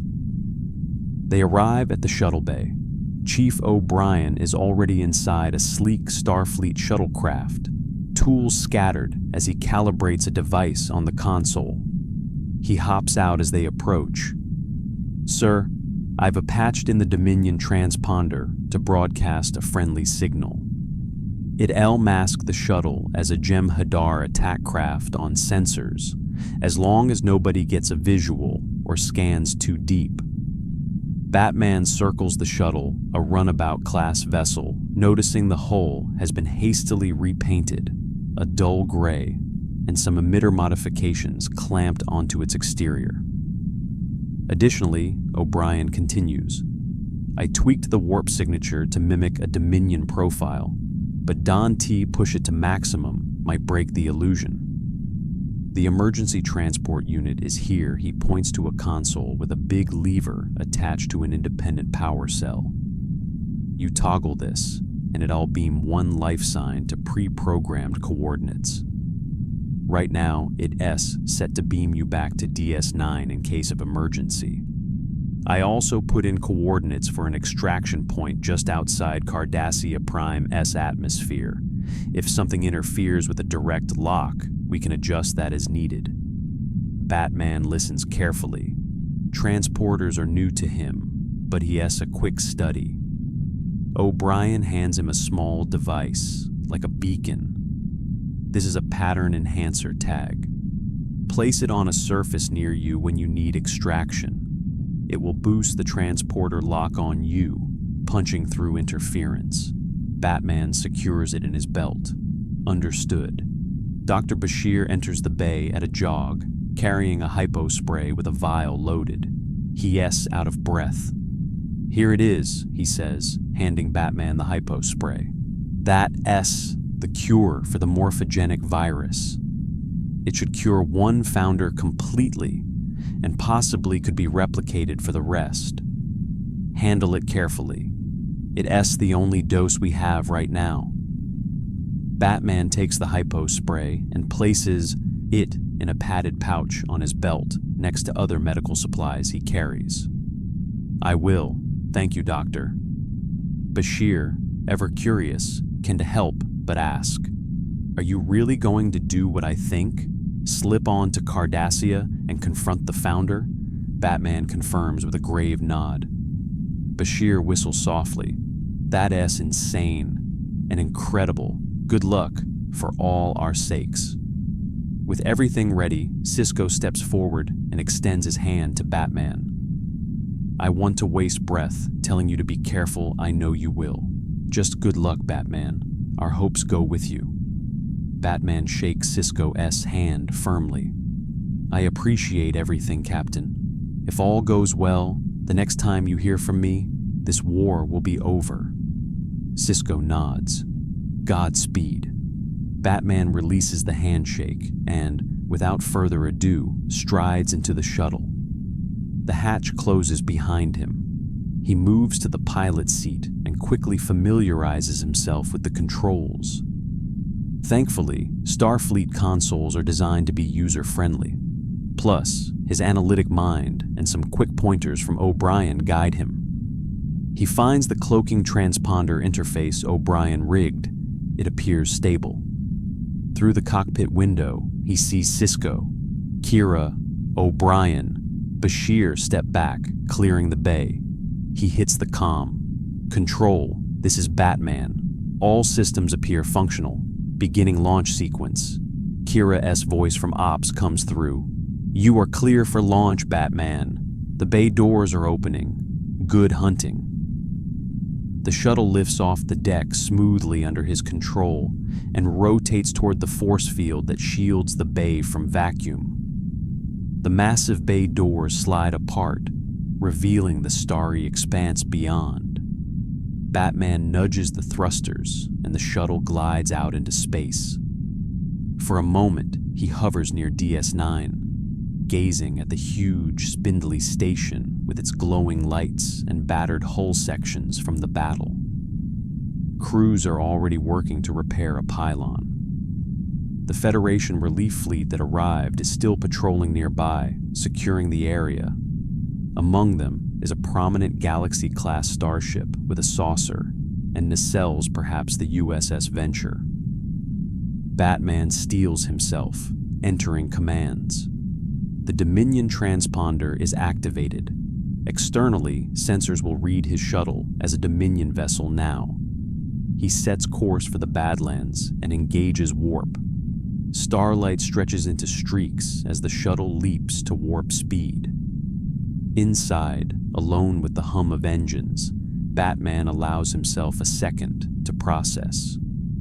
It has been a whirlwind. Less than a day ago, he was in another universe entirely, and now he is racing towards an enemy homeworld to stop a war. He thinks of Alfred, of his Bat family briefly, wondering if time is passing the same back home, or if he'll ever see them again. But he pushes that aside, one mission at a time, one crisis at a time. He checks the shuttle's long-range sensors. The Badlands are not far ahead. The swirling plasma storms show as roiling clouds on his display. He drops out of warp as he nears them. Bolts of charged plasma flash like orange, lightning among fiery maelstroms of cosmic dust and gas. This region is notoriously treacherous, he recalls from Sisko's briefing. Batman takes manual control, deftly steering the shuttle into the storm. Immediately, turbulence buffets the craft. He fights the controls, compensating for plasma eddies.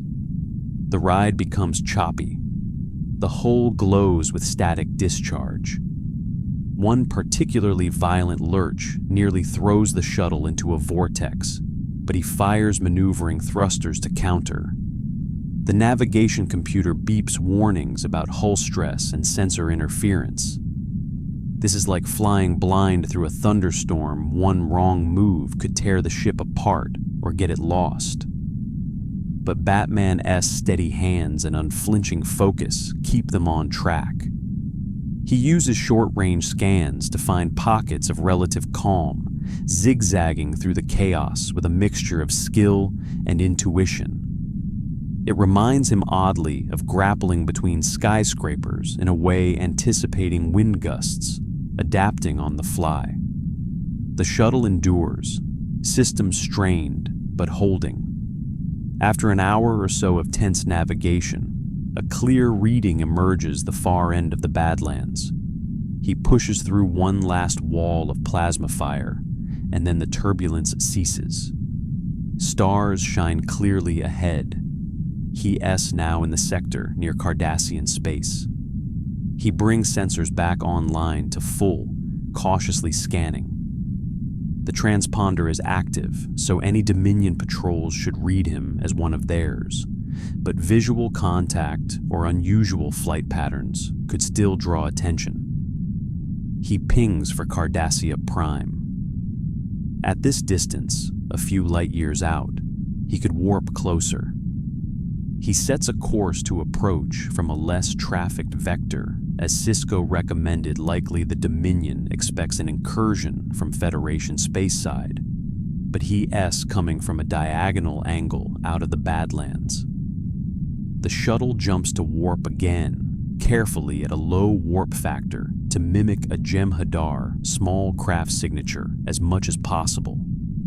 En route, he sees a couple of contacts on long-range, likely Dominion patrol ships, but none intercept. One alters course slightly to scan. His console shows a brief sensor sweep, then they resume their path.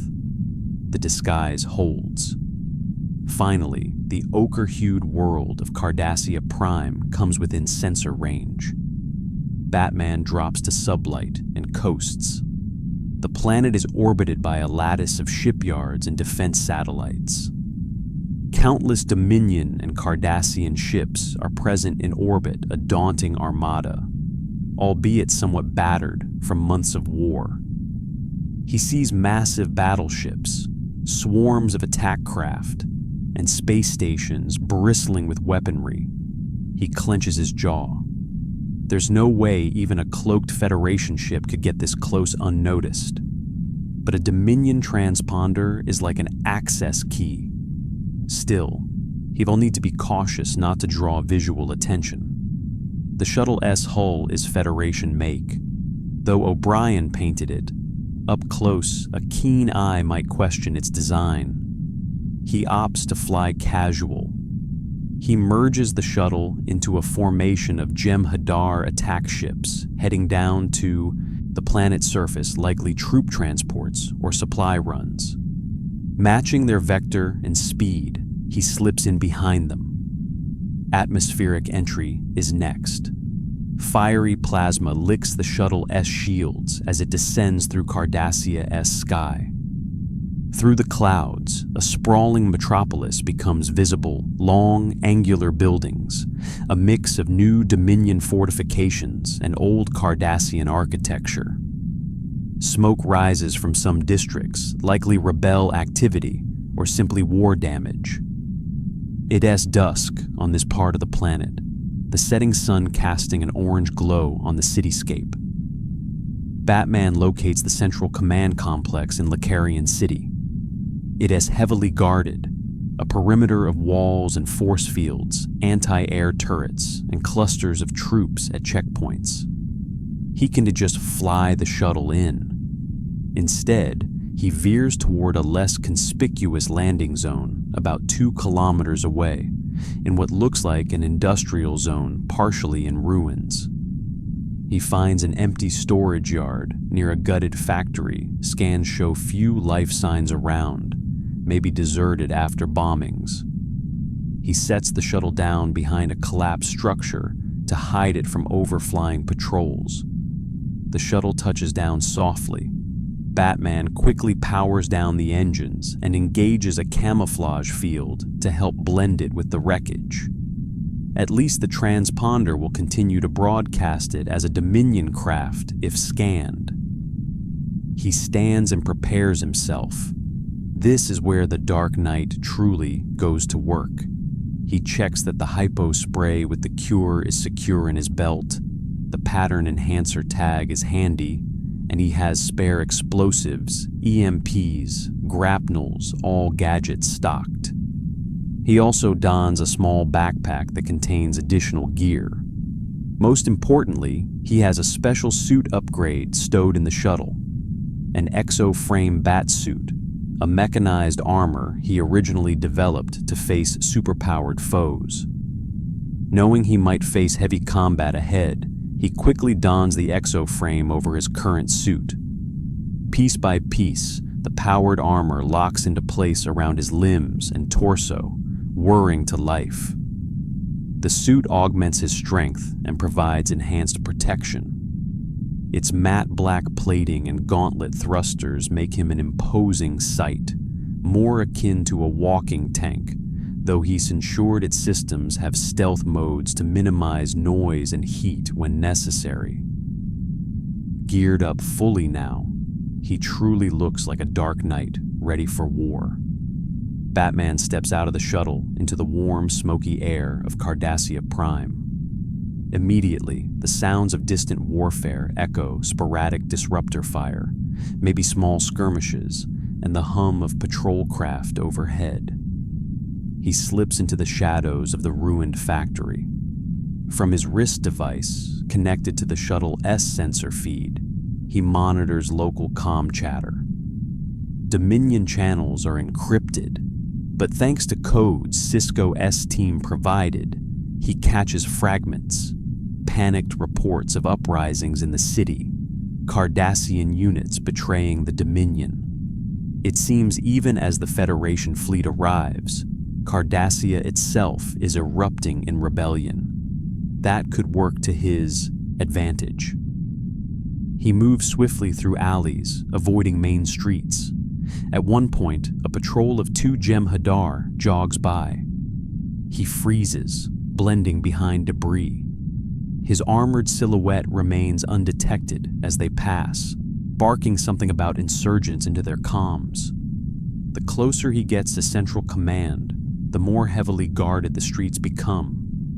He sees lines of Cardassian soldiers and Jem'Hadar at barricades, checking IDs of anyone passing. Not that many civilians are out, given the curfew and chaos. Batman decides to go subterranean again. He finds a maintenance cover that likely leads to the sewer or utility tunnels underlying the city. Using his exosuit's enhanced strength, he quietly pries up the duranium cover and descends into the darkness below. Activating night vision in his cowl, he navigates through the damp, concrete corridors beneath the streets. The odor is unpleasant, but tolerable with the suit's filters. He consults a handheld map device loaded with intel indeed. This tunnel runs toward the Central Command complex. He traverses about 1 kilometer underground. Once he hears above a distant rumble, possibly an explosion on the surface. Perhaps the rebels hitting something. Good. More distraction. As he nears the coordinates under the complex, he encounters a problem. A security field in the tunnel ahead, shimmering faintly. The Dominion anticipated saboteurs and erected force fields here. He scans it at tied to an alarm system, and likely lethal on contact. Batman examines the emitter nodes on the tunnel walls, generating the field 3 palm-sized projectors wired into a power conduit along the ceiling. He employs an elegantly simple solution. From his gauntlet, he fires a tiny dart-like device, an electronic warfare spike. It magnetically latches onto the conduit and emits a sudden feedback pulse. The field flickers and dies for a few seconds, its sensors blinded. Batman slips through the area quickly. Moments later, the field resets, but by then, he's already beyond it. Now he finds a ladder leading up to what should be a maintenance alcove within the command compound's lower levels. He ascends carefully and listens at the hatch above. Muffled voices sounds like 2 people, perhaps guards. Deploying a fiber optic scope through a hairline crack, he confirms. A small utility room with two Cardassian soldiers monitoring a console, likely an internal sensor station for the tunnels. Batman pushes the hatch open just a few inches, silently. One guard hears a faint metallic scrape and starts to turn toward the floor hatch, but Batman is faster. He erupts upward from the opening, one gauntleted hand shooting out to grab the guard by the ankle and yank him down. The soldier's head smacks the floor as he is pulled off his feet, knocked cold in an instant. The second guard jumps up, reaching for his communicator and sidearm, but Batman is already upon him. He grabs the weapon out of the guard's hand and flings it away, then delivers a single precise nerve strike to the side of the neck. The guard's eyes roll back and he collapses limp into Batman's arms. Batman eases him down quietly to avoid a loud thud. He quickly drags both unconscious guards into a corner and secures them with improvised ties. Shutting off the console's alarm briefly, he feeds it a loop of normal readings to cover the gap in their patrol. Now he's inside the Central Command complex. He moves with extreme caution through the corridors. The building is on high alert, red lights flashing. Distant booms reverberate. The battle outside is creeping closer. Once he nearly stumbles onto a firefight near an atrium, a squad of Cardassian rebel soldiers exchanging fire with Jem'Hadar down a marble hallway. He skirts around them unseen, letting the chaos play to his favor. Step by step, he ascends to the upper levels. Twice he has to hide in alcoves as patrols rush past. His matte black armor blends into shadowy corners. Hurried Jem'Hadar Dawn, Tahi notice the silent dark shape as they run by to reinforce faltering positions. Finally, after carefully bypassing another security door, he reaches the entrance to the central command chamber at the very heart of the complex. Beyond a heavy reinforced door lies the nerve center, where the Founder is likely directing her last stand. Batman peers through a narrow, transparent slit. Inside, the command center is a large circular room buzzing with activity. Holographic tactical displays project shifting battle lines. The space is dominated by a grand viewport overlooking the city outside. Smoke plumes are visible in the twilight, and distant phaser and disruptor blasts flicker in the streets. There, near the central console, stands the target of Batman's mission, the Founder leader. In her typical form, she appears as a severe, middle-aged woman with short-cropped hair and a flowing beige tunic, placid features belying her fury. She is barking orders with a cold, hard voice. If the Cardassians want to turn traitor, then let them share the same fate as the Federation. Level their cities. I want every rebel shot. One Vorta, a pale-skinned, timid-looking man, stammers. Founder, the insurgents have already destroyed our orbital comm array. Our coordination is breaking down. She silences him with a glare that could freeze fire. Enough. Pull back all loyal forces to the compound. We will hold until reinforcements arrive from the Gamma Quadrant. I will not surrender. I will not be taken by these solids. Batman sees two Vorta advisors flanking her, hovering nervously. And ringing the room are at least half a dozen Jem'Hadar elite guards, armed to the teeth. It is formidable opposition, even for him. But he doesn't need to fight them all, he just needs to reach the Founder. He takes stock. There are support beams and a high-ceiling potential grappling points. Emergency lighting is active, but he could probably darken the room further by overloading circuits. The guards are spread out, watching entrances. At least two are by the main door, others near the Founder. He also notes the Founder herself looks unwell up close, her skin a bit mottled, her stance a touch unsteady. The disease, he thinks. He listens to their exchange. Another Vorta pipes up. Founder, long-range sensors are detecting multiple warp signatures. Federation and Klingon ships inbound. The Founder's jaw tenses. So be it. We will make them pay for every meter. Prepare to initiate the contingency plan on my mark. Batman doesn't know what that means, but it can be good. Possibly a scorched earth action, maybe detonating the city or killing hostages. He can't wait any longer. He readies a trio of devices, 2 flashbangs and an ultrasonic emitter. Drawing a deep breath inside his cowl, he triggers his attack. He slams a palm on the door control. The reinforced door slides open, and Batman immediately hurls both flashbangs into the center of the chamber. At the same time, he activates the ultrasonic emitter on his suit. The grenades go off with a blinding series of flashes and ear-splitting bangs. The chamber fills with searing white light and thunderclap noise. Even the Founder reels, raising an arm. The Jem'Hadar guards cry out as their eyes are assaulted. The ultrasonic screech floods the room at a frequency that causes intense vertigo, targeted especially to disrupt shapeshifters, morphogenic stability, and humanoid inner ears alike. In the pandemonium, Batman fires his grappling line at an overhead beam and swings into the room, cape flaring.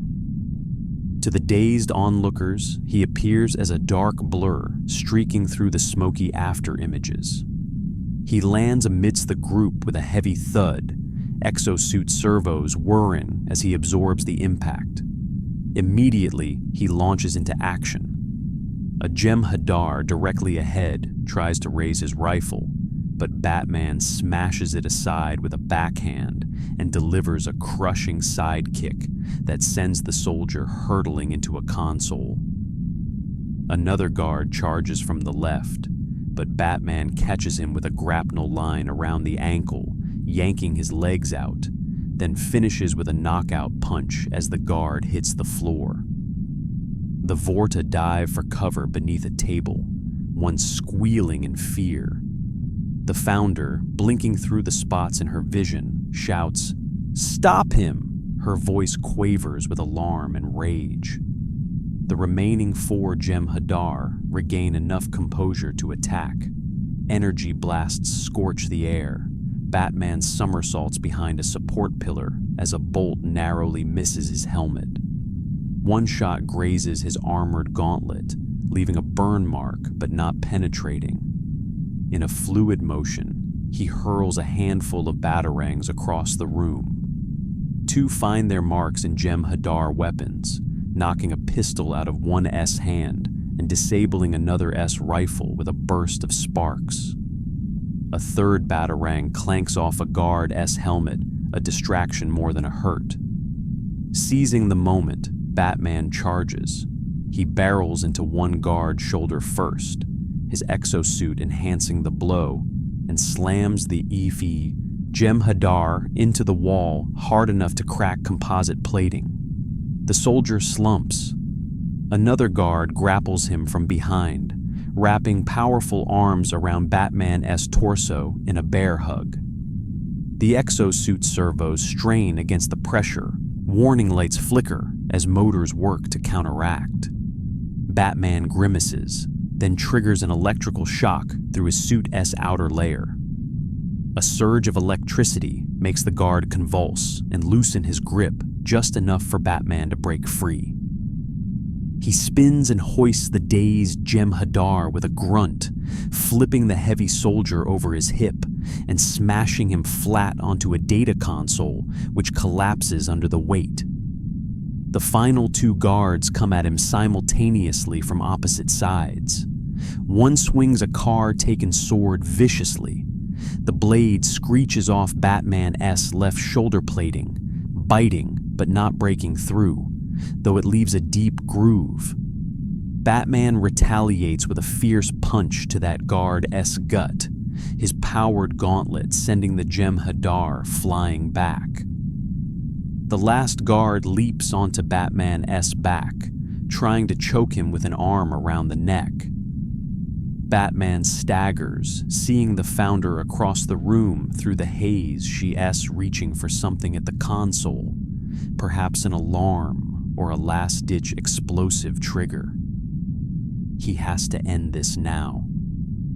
With an irritated growl, he reaches up and grabs the guard clinging to him, flipping the soldier over his head and slamming him to the floor in front of him. In one smooth motion, Batman drops an armored knee onto the Jem'Hadar's chest, pinning him, and delivers a rapid series of stun punches to his face. The guard's eyes roll back out. Breathing heavily, Batman rises. Around him, the elite guard lie defeated, groaning or unconscious amidst overturned equipment. Sparks spit from damaged consoles. The room is dimmer now, lit by only a few flickering panels. The two Vorta peep from their hiding spot and see the carnage, then look at Batman as though he's the devil himself. One Vorta actually scrambles out and runs for the door in blind panic. Batman ignores them. They were non-threats without their Jem'Hadar. All his focus is on the Founder. She stands near the main communications console, her chest heaving as she recovers from the sonic attack. Her eyes, those eerie, solid gray shapeshifter eyes, lock onto Batman with a mixture of hatred and unmistakably fear. Batman wastes no time. He pulls 3 small rod-like devices from his belt, tossing them in a quick triangular pattern around the Founder. They hit the floor, and within seconds, thin beams connect them, forming a shimmering energy field around the changeling. The Founder reacts with alarm. Reaching a hand out, it contacts the interior of the sudden force field cage, and a surge of energy crackles. She snatches her hand back, surprise crossing her face. Her form ripples slightly, as if her concentration wavers. What is this?" she snarls. "A containment field," Batman answers, striding toward her. "It's over. Order your forces to stand down." She draws herself up, regaining some composure, though she does not try to shapeshift through the field, perhaps sensing it all hurt. Instead, she fixes him with a withering glare. "You truly think capturing me will change anything? My Jem'Hadar will fight to the last man. The Dominion does not surrender." She practically spits the last words. Batman steps right up to the force field boundary, towering in his armor. "No, they'll obey their god, and that SU, tell them to stop, and they will." He is banking on the Jem'Hadar genetic loyalty. She sneers, but there's an undertone of uncertainty. Her forces are losing outside, and she knows it. "I would rather die than surrender to you solids," she hisses. "If you think I fear death, you are mistaken. I'd gladly give my life for my people." Batman's voice drops, edged with empathy behind the growl. "I am not here to kill you." Slowly, carefully, he reaches to a compartment on his belt and produces the hypospray. Through the energy field, he holds it up where she can see the vial glint. The Founder's eyes flick to the hypospray warily. "What is that?"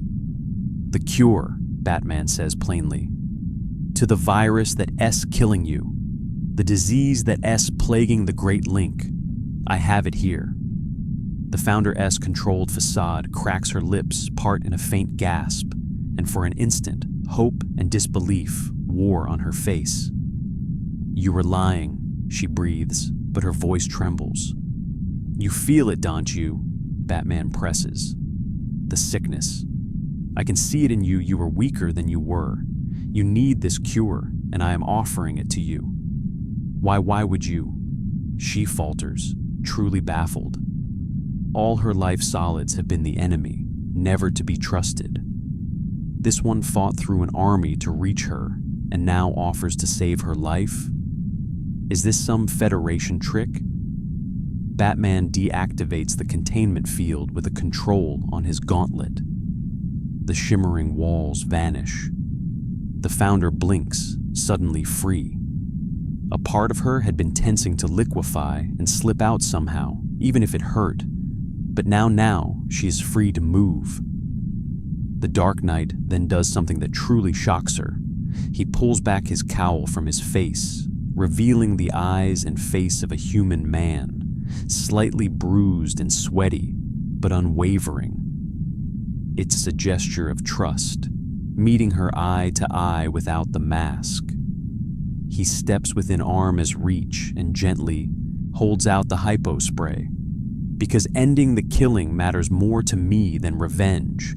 Surrender, call off your forces, and I will give you this cure. No strings attached. The Founder stares into Bruce Wayne's eyes, searching for deception and finding none. Her soldiers are defeated, her plan in ruins, her body failing. She has nothing left but pride, and that one to save her people. Trembling, she slowly extends a hand and takes the hypo spray from Batman's palm. The act itself, a Founder taking something from a solid S hand, is astonishing to the watching Vorta, who peek in awe. She holds the device, golden liquid eyes darting to Batman once more as if for confirmation. He nods. Go on. It will work. In a daze, the Founder presses the hypo spray to her own neck and depresses the trigger. A soft hiss. She closes her eyes, almost expecting betrayal, but instead, within moments, a soothing sensation flows through her. The agony she has kept hidden in every fiber of her being begins to ebb. The constant feverish pain from the virus recedes. She can feel strength returning to her gelatinous core. Batman watches her posture change from rigid defiance to something like weary relief. When she opens her eyes again, there are tears of gratitude shining unshed. She quickly blinks them away, but her voice, when she speaks, is unsteady. You cured me. After all that I have done, no more fighting, Batman says, softly but firmly. No more dying. It's over. The Founder slowly nods, a weight seeming to lift off her. She touches a control on the console with trembling fingers. Across all Dominion frequencies, her voice, authoritative but tinged with fatigue, rings out. This is the Founder. All Dominion forces, cease fire. Lay down your arms and stand down. Obey this order. The war is over. Throughout Cardassia and beyond, Jem'Hadar and Vorta freeze in surprise as the command comes. Weapons drop. The battle that had been raging halts as Dominion troops everywhere follow the word of their god. In orbit, Federation and Klingon ships detect Dominion vessels powering down weapons. On the streets, firefights end with stunned Jem'Hadar disengaging and Cardassian rebels cautiously emerging from cover. It's over. After 2 brutal years, the Dominion War ends in an instant with a few soft words. The Founder stands quietly, shoulders sagging. Batman steps back as Starfleet Marines and Klingon warriors flood into the command center moments later, phasers and disruptors raised. They find a scene they never expected, their enemies beaten and their supreme leader peacefully awaiting them, with Batman at her side. Captain Sisko himself pushes through the throng, phaser in hand. His eyes flick over the unconscious Jem'Hadar, the cowering Vorta, and then rest on Batman and the Founder. Understanding dawns quickly, he sees the hypo spray casing on the floor, realizes what must have happened. A slow, amazed grin spreads on his face. Batman gives Sisko a faint nod. She gave the order. It's done. The founder regards Sisko with resigned eyes. I have surrendered. Do what you will. There is no malice now, only exhaustion. Sisko steps forward, producing a pair of specialized restraints. 2 security officers flank the founder, gently but firmly placing the inhibitor cuffs on her wrists. She offers no resistance. Major Kira is right behind Sisko, her eyes damp. For Bajorans like her, who suffered under Cardassian rule enabled by the Dominion, this moment is almost surreal. She looks at Batman with reverence and gratitude beyond words. As Dominion personnel everywhere yield, a great cheer begins to rise from Cardassian and Alliance forces. War-weary soldiers embrace. Civilians peek from shattered buildings, daring to hope. The nightmare is ending.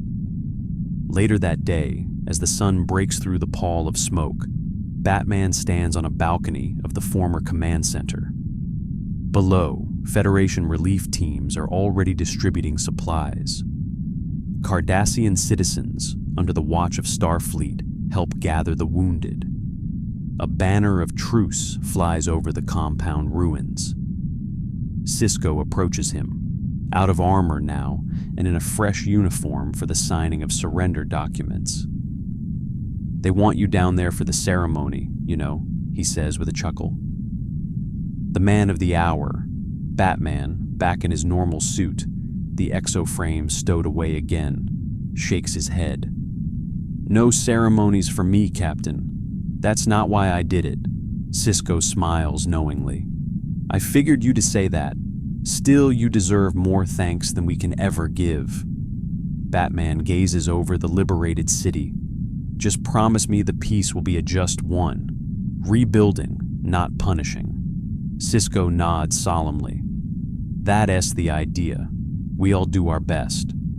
Down below, a contingent of Starfleet officers leads the founder away to a shuttle bound for trials, but also cure distribution to the Great Link under Odo's care. She glances up at the balcony where Batman and Sisko stand.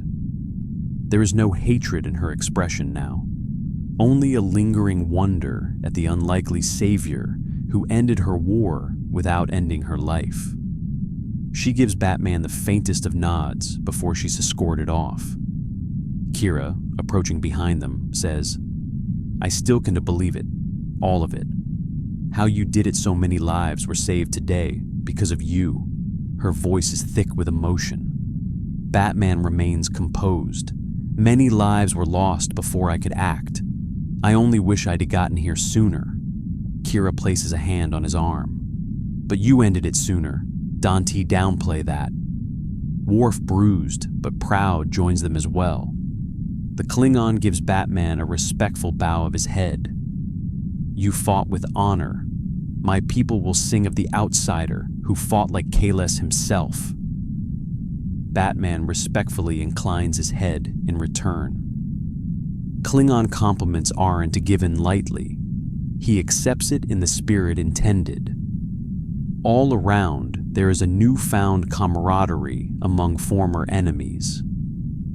Dominion soldiers under guard are receiving medical care from Federation medics. Cardassian civilians emerge to help clear rubble rather than hide in fear. It's the beginning of an era of healing, and Batman's presence made it possible. In the following days, Batman remains on DS9 as arrangements are made to attempt sending him home.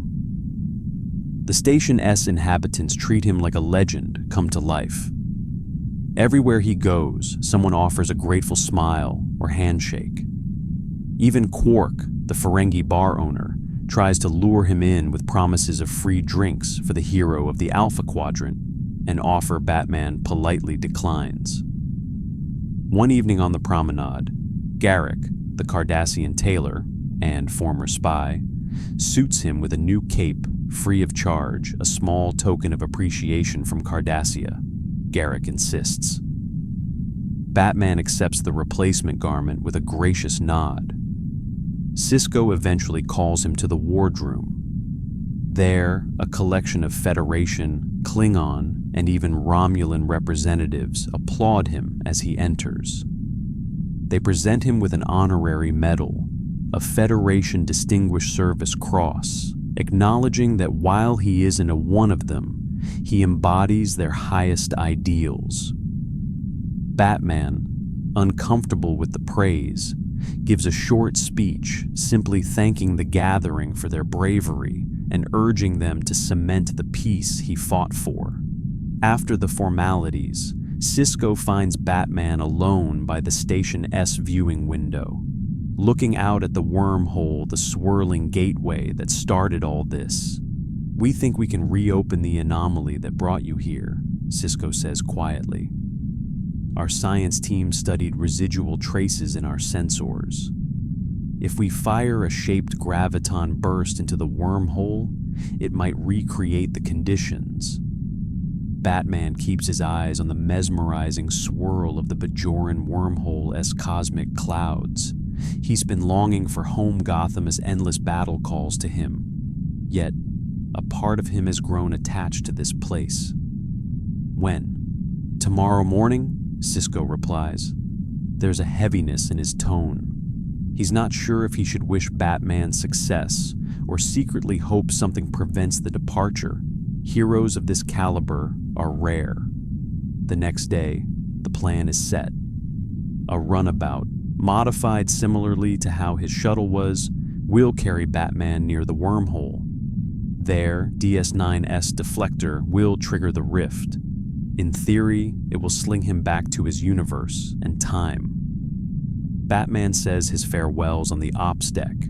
Kira embraces him tightly, surprising everyone, and whispers, "Thank you," in his ear. Dr. Bashir reminds him to drink lots of fluids and jokingly offers a to-go medical kit. Batman actually takes it. Odo, the shapeshifter who has been cured and will soon depart to lead his people, gives Batman a deep nod of respect, the silent gratitude of one shapeshifter for saving another. Even Quark runs up at the last second with a small package. "It's just some canar for the road. You might need a stiff drink when you get wherever you're going," Quark quips, trying to hide his genuine regard for Batman's actions. Batman actually cracks a tiny half smile and accepts the gift. Sisko walks him to the airlock where the runabout stands ready. "I have a feeling this isn't the last we'll see of you," Sisko says, shaking Batman's hand firmly one final time. Batman, cowl down, meets Sisko's gaze. "If you ever need me again, you know how to reach me." A faint smirk referencing the craziness of interdimensional travel as if it were a phone call, typical Batman deadpan humor. Sisko actually laughs. "Take care of yourself, Bruce," using his real name just once, a sign of deep friendship forged in fire. Batman inclines his head, then boards the runabout. The hatch closes. Within minutes, the small craft departs DS9 and soars toward the wormhole, which obligingly opens with its majestic burst of blue-white energy. The prophets, the wormhole's mysterious denizens, perhaps offering a final farewell. On the Station S screen, the crew watch as the runabout reaches the specified coordinates. Jadzia Dax, who insisted on overseeing the science of this attempt, initiates the graviton burst. The wormhole surges, a spiral within spiral opening at its mouth. The runabout glows, sensors show an extreme buildup of quantum flux. The wormhole blossomed ahead of the runabout like a celestial iris, swirling blue and gold against the black.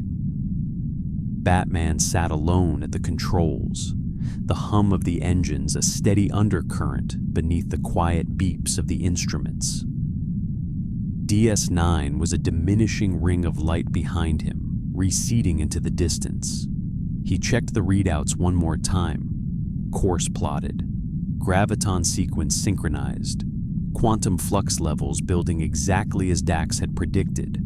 Almost home. He stared at the center of the wormhole as it opened fully, a roiling corridor of energy leading into the unknown. It reminded him, oddly, of the portal that had snatched him from Gotham as rain-soaked night. This time, though, there was purpose, coordination, a plan. "Batman," Sisko's voice crackled over the comm, a faint echo from the station. "You are right on target. When the deflector pulse hits, you should phase back into your universe. We'll monitor what we can from here." Batman's eyes never left the viewport. Understood. There was a pause on the line. Then Sisko added, quieter, "We'll miss you out here." Batman allowed himself a breath between worlds. "Keep the peace you fought for, Benjamin. That's all the thanks I need. Good luck. DS9 out." The channel clicked silent. The runabout nudged forward under his hand, its nose dipping into the luminous throat of the wormhole. Outside, space twisted into bands of blue fire, the ship enveloped in a column of rushing light. The familiar stars vanished, replaced by a kaleidoscope of glowing eddies and drifting motes. Subspace currents buffeted the hull, tiny adjustments flickering automatically through the thrusters. On the console, an indicator began flashing. Incoming deflector pulse. Dax's voice echoed in his memory, explaining it with patient enthusiasm. "We are going to send a shaped graviton burst into the wormhole, tuned to the residual signature of the anomaly that brought you. Think of it like striking the same chord on a very precise cosmic instrument. The universe should resonate in the same way and spit you back where you came from." The graviton surge hit. For a heartbeat, everything went perfectly according to plan. The quantum flux around the ship spiked, readings lining up in neat rows of ideal values. The hull shimmered as its phase began to slip, the fabric of reality thinning around him. Then something else hit. It came in sideways, like a note that didn't belong in the chord, a violent dissonance screaming across the instruments. Alarm tones erupted in a shrill chorus. The wormhole's luminous walls twisted violently, bands of light wrenching into jagged spirals.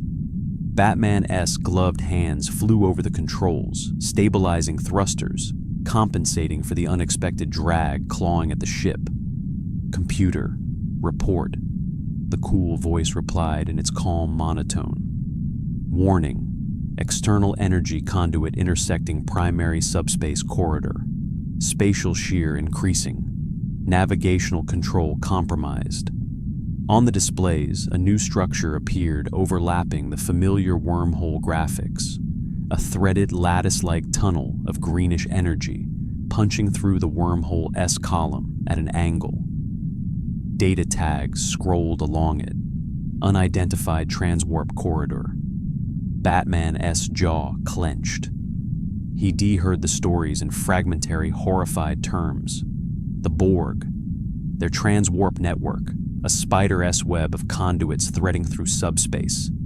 He assumed they were far, far away. Another quadrant, another problem. Apparently, distance meant little here.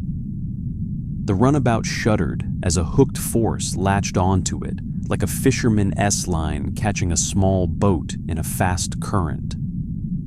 Controls unresponsive, the nose of the ship began to veer, dragging out of the wormhole's center line toward the intruding conduit.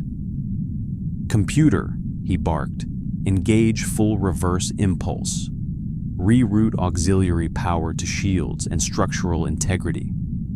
"Negative," the computer replied. "External gravitational vector exceeding maximum counterthrust." The stars of the outside energy corridor flickered chaotically. The wormhole's soft blue glow was tainted now by streaks of sickly green, bleeding in from the transverse conduit. Batman watched the overlapping representation of the two tunnels on his tactical display, the runabout icon sliding inexorably from one to the other like a bead on a string. For a wild moment, he considered cutting all power and letting himself drift, hoping to slip the grasp. But the readings told him the truth. Whatever had hold of him wasn't a random turbulence. It was directed, deliberate. Something in that transwarp conduit had noticed the anomaly, reached out in curiosity, and taken hold. The hull creaked under stress. Arcs of energy crawled over the shields like ghostly lightning. He exhaled slowly, forcing calm. Take inventory. Define the threat. He'd read the files on the Borg on the way, out toward Cardassia. Worf-esque clipped briefings, Dax-esque clinical horror, Sisko-esque haunted silence when Locutus was mentioned, cybernetic hive mind, assimilation, adaptive technology, transwarp, and one key detail that stuck with him. They were endlessly curious. To the Borg, every anomaly was potential technology to assimilate. Right now, he was the anomaly. The Runabout S icon crossed the boundary line on the display. The Wormhole S signature fell away like a receding shoreline. The new corridor enveloped them fully. The visuals outside shifted from the Bajoran Wormhole S soft swirls to a harsher, geometrically regular tunnel of green light, its walls etched with pulsing lines like circuit pathways stretching into infinity. Transwarp conduit. The drag changed from sideways to forward, as if a tether ahead of the ship had now wrapped around its bow and was reeling it in. Destination: unknown. Battery icons continued to flicker red as the ship fought unseen currents. He killed non-essential systems, conserving power. Darkening the cabin, he stared into the unnatural tunnel and weighed his options. He could blow the warp core, try to disrupt the conduit, and tear himself free. But the explosion inside subspace might not return him home, might not even kill him quickly. It could leave him scattered as glittering atoms in a corridor between realities. Death didn't frighten him, but useless death did. Better to see who was pulling the string. Learn something, then decide. Minutes or seconds, time felt strange here slipped by.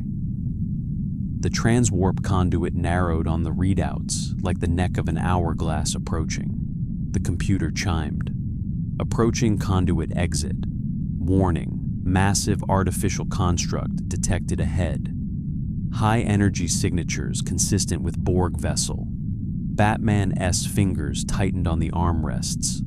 On screen, the view shifted, external sensors rendering a glimpse of what lay ahead through the distortion. At the end of the tunnel, growing larger every heartbeat, was a vast geometric structure. A sphere of dark metal bristling with extruding nodes and glowing green lines, like the mechanical heart of some impossible beast. Portions of its surface opened as he watched, revealing hangar apertures and tractor beam emitters pulsing with power. The ship felt the grips of those beams a moment later. The runabout lurched as if an invisible hand had closed around it, yanking it out of the conduit. The green tunnel collapsed behind them in a flicker of light. Normal space snapped back into being, black and cold and filled with the looming presence of the Borg sphere. Alone. No friendly transponder codes, no DS9, no Federation fleet, just the runabout, a mote of dust, and the vast, implacable machine. The tractor beam reeled him closer. "Computer," he said, voice low. "Arm all defensive systems. Stand by warp core overload protocols." "Warning," the computer replied with its maddening calm. "Overload of the warp core in current configuration will result in destruction of this vessel and severe damage to any craft within a radius of 10,000 meters. Exactly. The sphere rotated as he approached, a yawning aperture opening like a mechanical maw. He slipped through the green-lit throat, tractor beam still holding him steady, into a cavernous interior bay. Rows of alcoves and mechanical arms lined the walls. The sense of scale was dizzying. The runabout might as well have been a toy in a loading dock. The tractor beam set him down with precision in the center of an open platform. Magnetic clamps clanged onto the hull. Tractor lock engaged, the computer noted unnecessarily. Batman flicked ship systems to standby, shunting power to a few choice subsystems. He rose from the pilot S chair and moved to the back compartment, fluid and silent. The exoframe armor rested there, braced in its docking cradle. He stepped backward into it, locking plates sliding into place around his limbs, chest, and spine like the embrace of a steel giant. Servos hummed softly as the suit synchronized with his movements. HUD overlays painted faint blue cursors across the interior of his cowl. He loaded his belt and gauntlets with fresh charges, EMP devices, microfilament cutters, and more batarangs. One gadget at a time, he prepared for what was coming. The Borg would not ignore an anomaly like him. They would board, try to scan, try to integrate.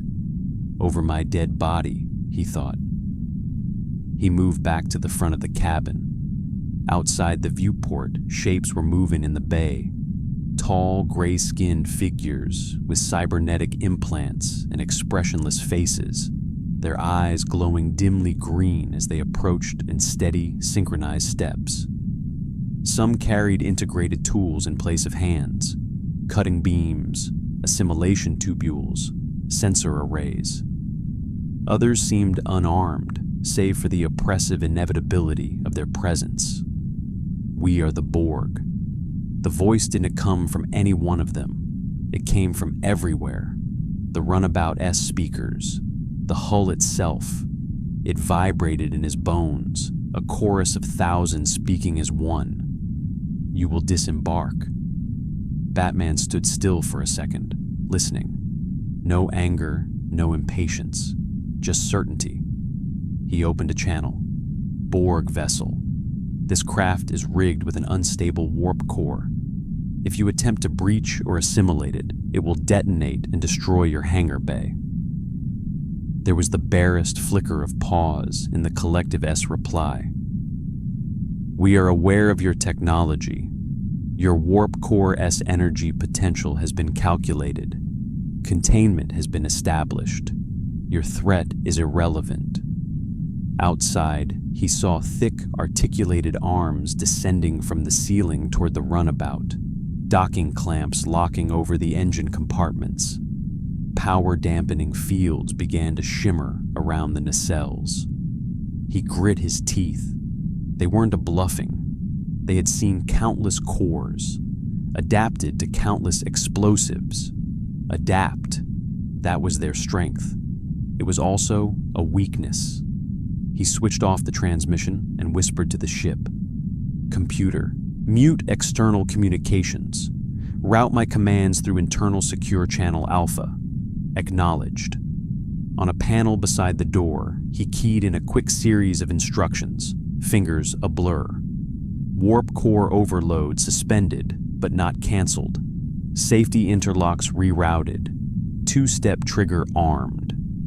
If they accessed the main computer and tried to shut down what they thought was the overload, they'd actually arm a different device buried in the system. A false wire.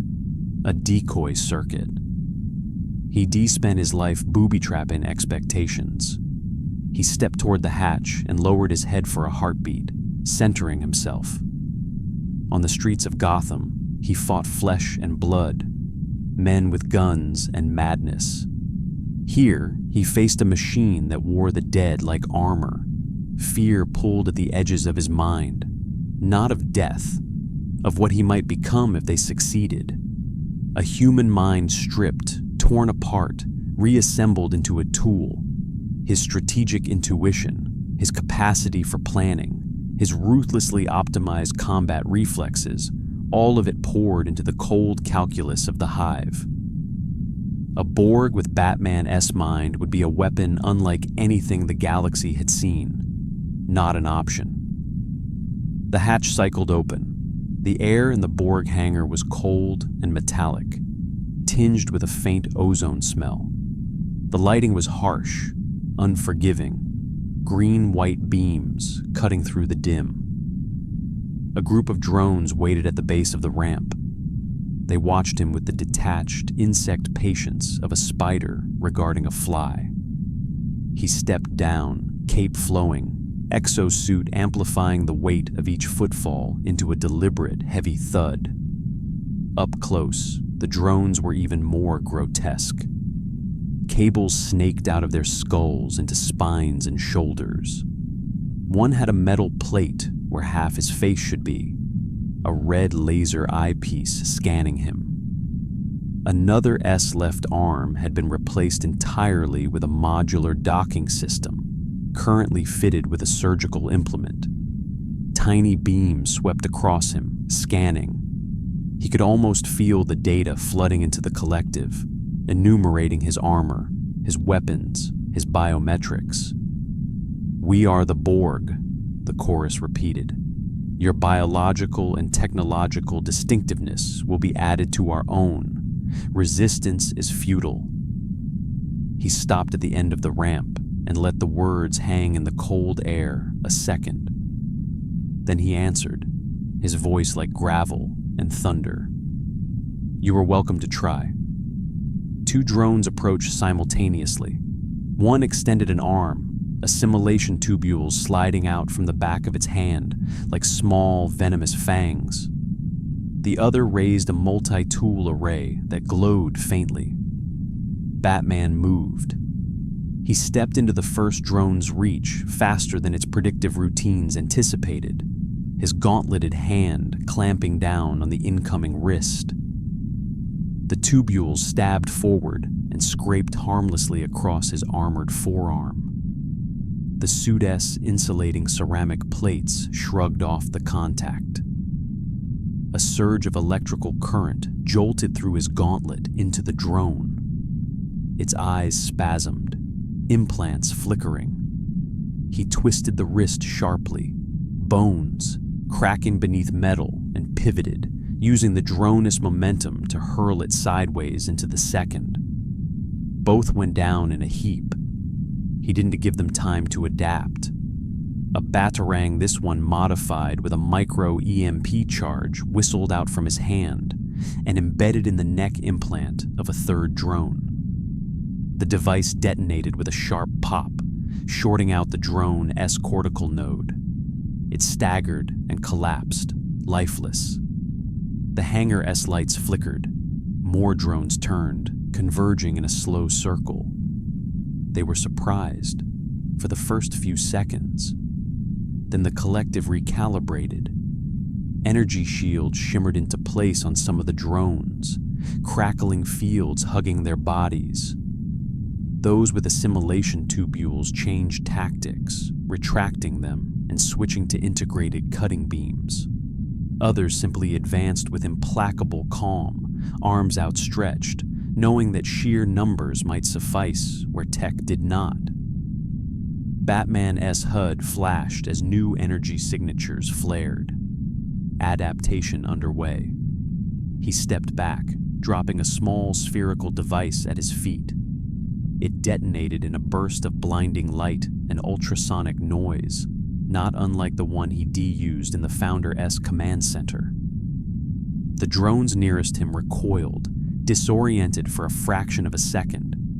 He was already in the air, grappling line firing from his wrist to hook onto an overhead girder. The exosuit's servos yanked him upward in a smooth, swift pull. Drones reached blindly up, grasping at shadows. From the girder, he surveyed the hangar quickly. industrial overhead cranes, auxiliary ports, a maintenance access tunnel in the far wall, half hidden by conduits. The runabout, clamped below with armatures feeding into its hull from all sides, lights dim. Assimilation in progress. He needed information, and he needed it fast. Where in the galaxy was this sphere? How far from Federation space? Could the Borg use whatever they detected in the anomaly to tear open more passages between universes? If they got their hands on Sisko-esque graviton trick, no, not an option either. He fired another line, swinging toward the maintenance tunnel entrance. Mid-swing, a green beam lanced up from below, a cutting phaser. It grazed the edge of his cape, slicing a ragged line through the fabric. He released the line a fraction early and tucked, rolling as he hit the wall near the access hatch. His gauntlet cutter flared, slicing through the panel locking pins. He ripped it aside and dove into the darkness beyond, sealing it behind him with a quick blast from a small adhesive charge. Drones converged on the hatch, hands probing, tools whirring. He heard the screech of metal as they began to cut through. He moved down the tunnel, hunched but fluid. Pipes and conduits ran alongside him, some glowing faintly with plasma or energy. The air was warmer here, thick with the thrum of the sphere's internal systems. The constant, low-level vibration of a living machine. In his ear, faint but present, came the whisper he'd heard when the Borg first spoke. A multi-layered chorus, too soft to make out distinct words, but full of impressions. Evaluation, calculation. He realized with a cold clarity that the hum of the collective wasn't just in the walls. It was pressing against his mind, probing at the edges like static, the residual psychic pressure of thousands of networked brains sharing one intent. He shut it out as best he could, focusing on the tangible. Distance to central nodes, power conduits, potential choke points. He paused at an intersection, flipping on a low-level scan mode in his cowl. Wireframe overlays traced through the bulkheads, revealing a rough map of the structure directly around him. The Borg architecture was surprisingly efficient, symmetrical in a deeply alien way, like a cube distorted into a sphere and then honeycombed with corridors. He tagged a central nexus where multiple power lines converged, likely a primary distribution node. Take that out, and he might buy himself a little chaos. Another ping appeared on his HUD. The runabout S systems, still partially under his command, were being probed. An automated assimilation routine had infiltrated the main computer, starting to rewrite code to peel apart encryption. "Computer," he whispered into his internal comm, opening a direct link. "Authorization Batman 00 Alpha. Isolate core functions from foreign intrusion." Silence. Then, after a too long moment, the computer S voice answered, faint and distorted as if under strain. Command acknowledged. Isolating. Warning. External access still present on peripheral subsystems. Security breach 80% complete. Time was shorter than he liked. He moved, quicker now, deeper into the guts of the sphere. Drones encountered along the way turned toward him, their eyes lighting, but he didn't give them chances to cluster. In tight corridors, their numbers meant less. He fought like a scalpel, not a hammer.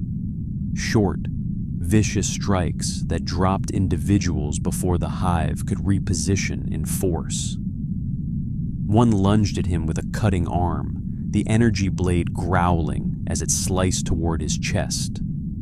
He caught the arm, twisted, and used his exosuit-S added muscle to rip the limb free at the shoulder with a spray of black fluid and sparking cables.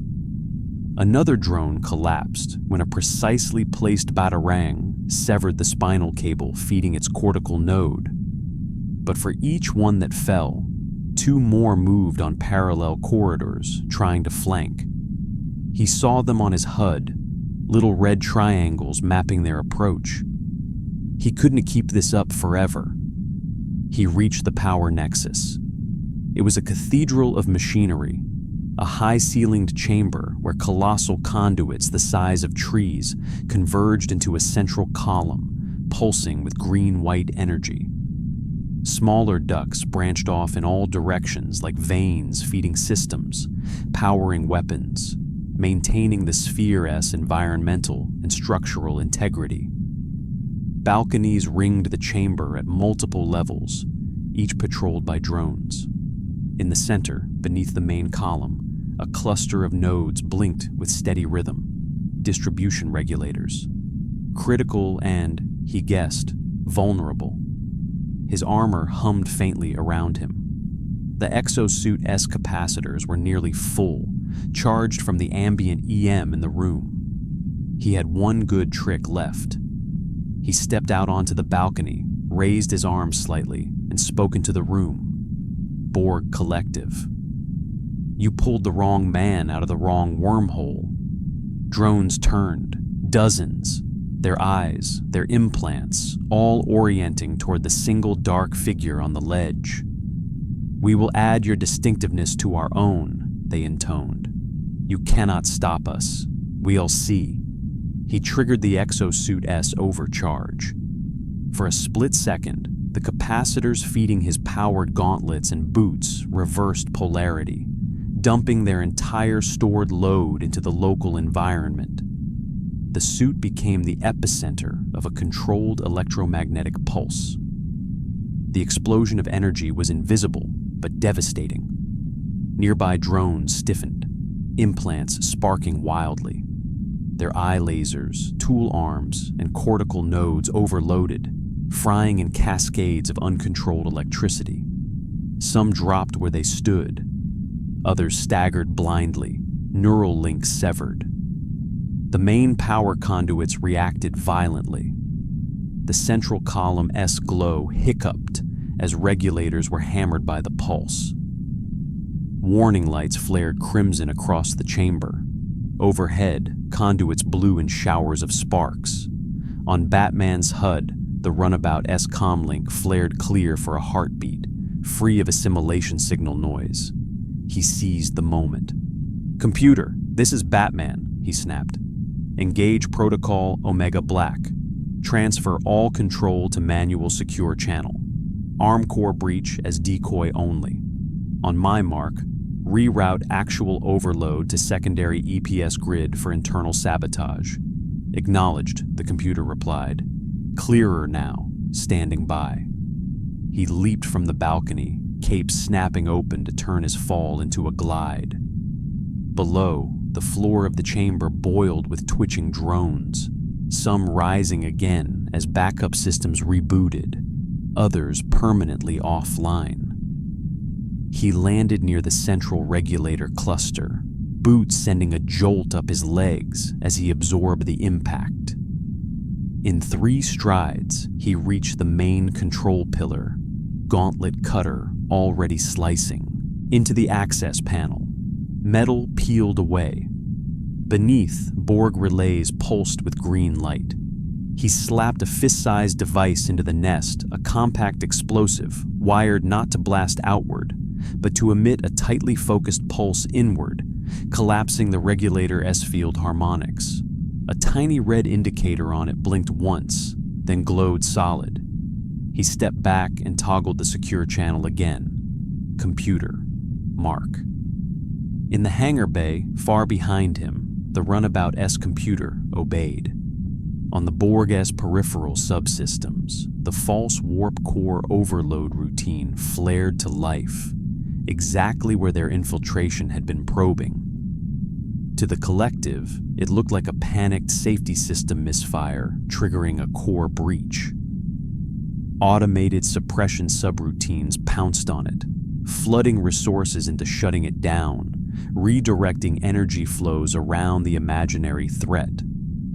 For 3 precious seconds, no one was watching the tiny impedance surge on an obscure EPS line in a power nexus deep in the sphere. Batman S planted device detonated. The regulator pillar S harmonics collapsed in on themselves. For an instant, the flow of energy through the central column was unregulated, like a dam gate ripped open. Surges hammered down conduits, overloading buffers, tripping failsafes that couldn't handle the asymmetry. Lights died. Others flared. The whole sphere shuddered. The hum in Batman S bones rose pitch, then crashed into a chaotic cacophony as subsystem after subsystem dropped offline or rebooted. He ran.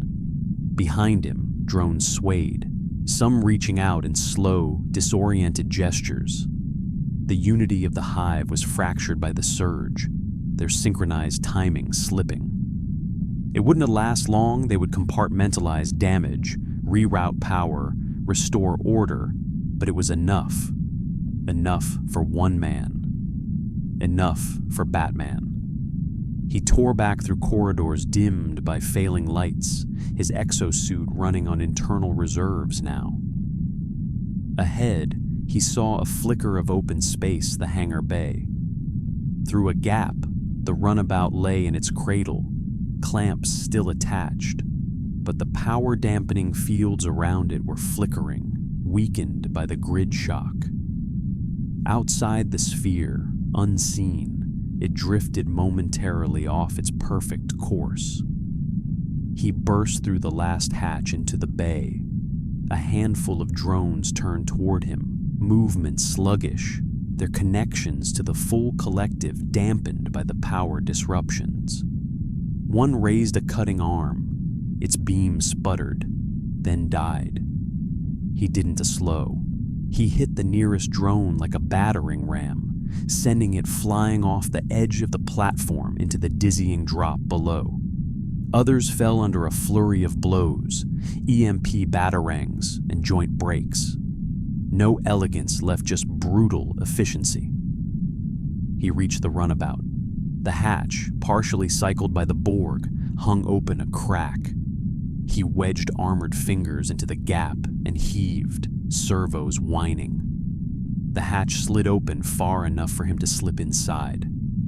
The interior was dim but functional. Borg data tendrils writhed over the consoles, pierced into ports, blinking as they tried to re-establish their connection to the greater network after the surge.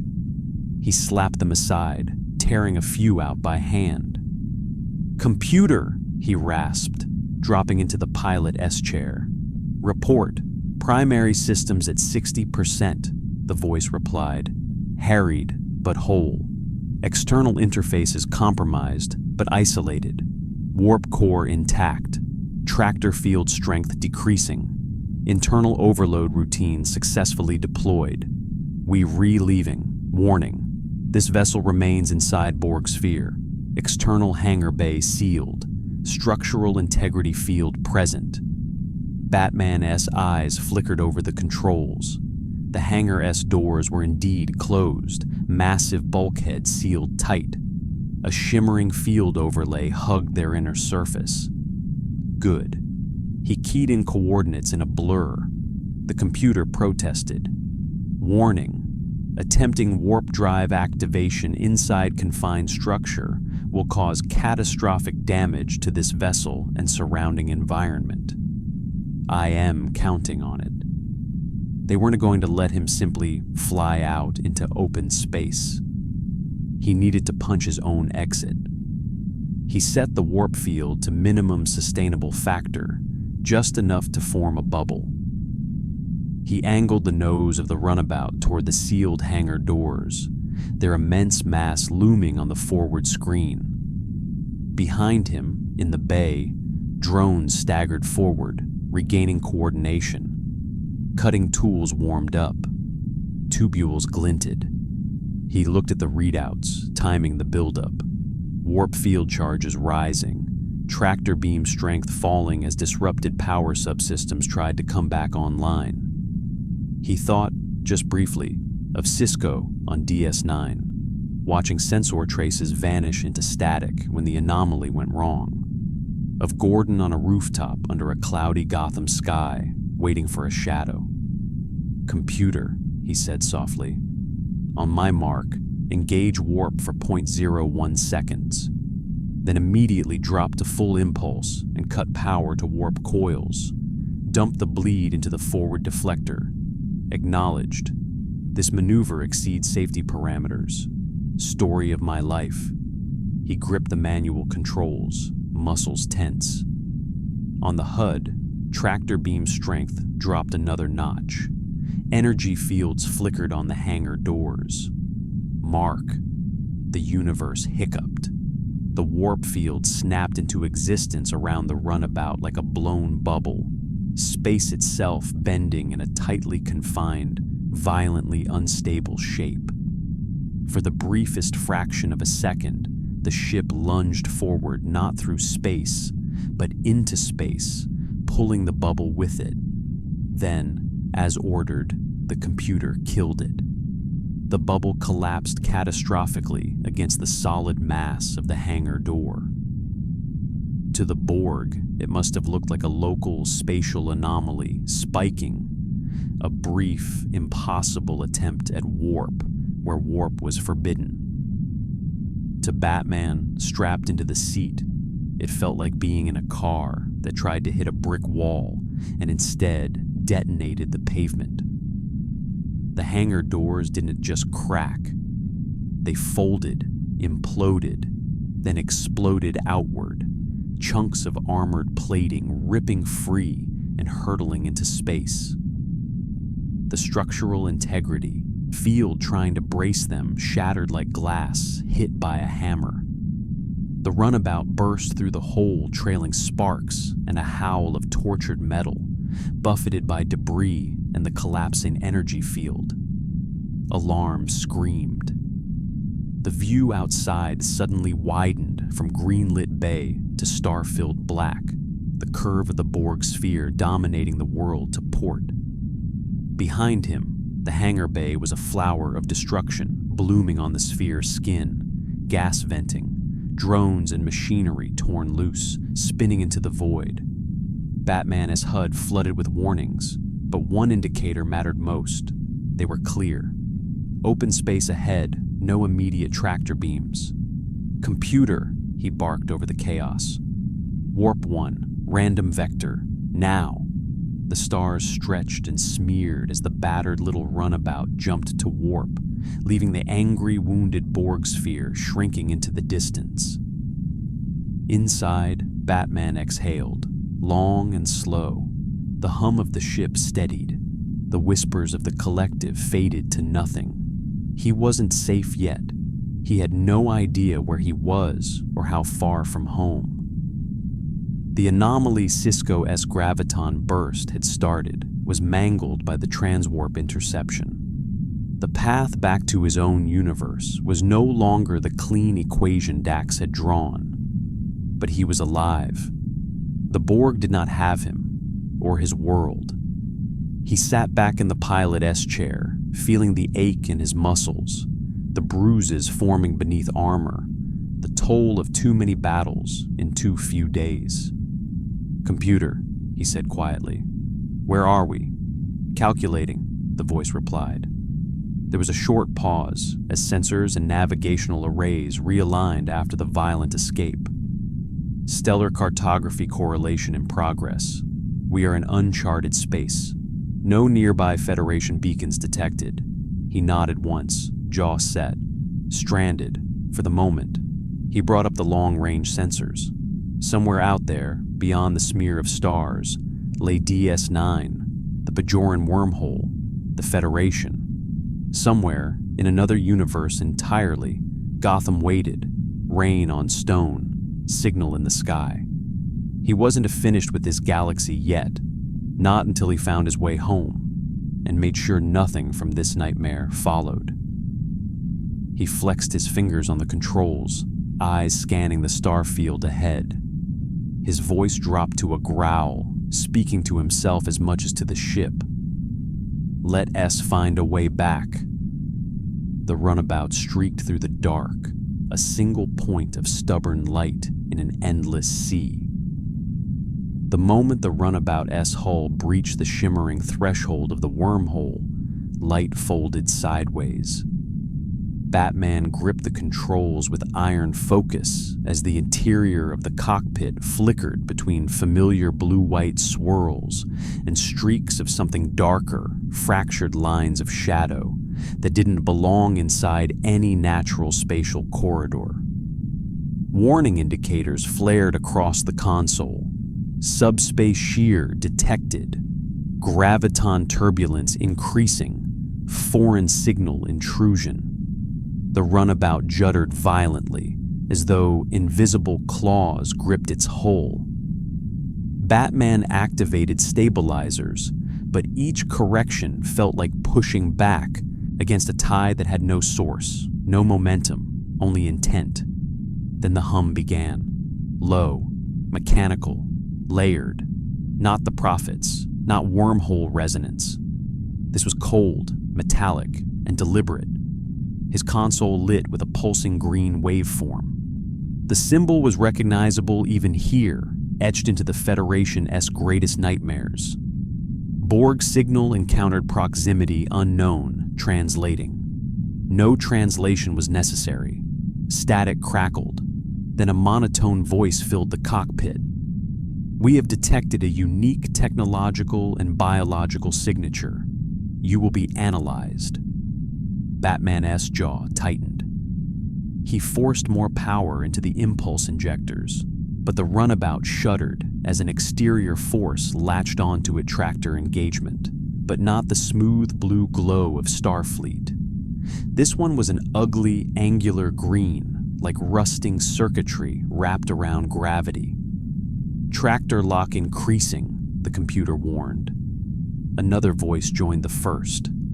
Dozens of voices layered together, yet speaking as one.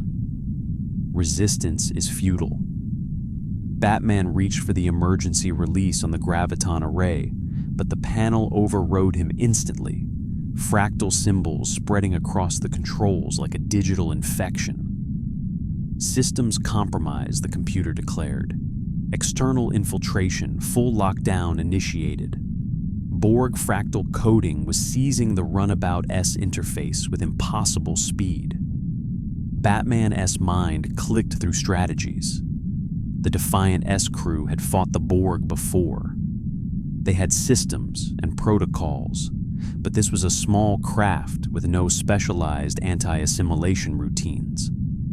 He wasn't going to outrun a tractor beam. He wasn't going to outcode a collective virus. But he could do something else. He switched the runabout's ODN relays to manual mode, bypassing several infected subsystems. Sparks burst from the panel, dangerously close to overload, but the light steadied. If the Borg wanted the ship, they would have to board it.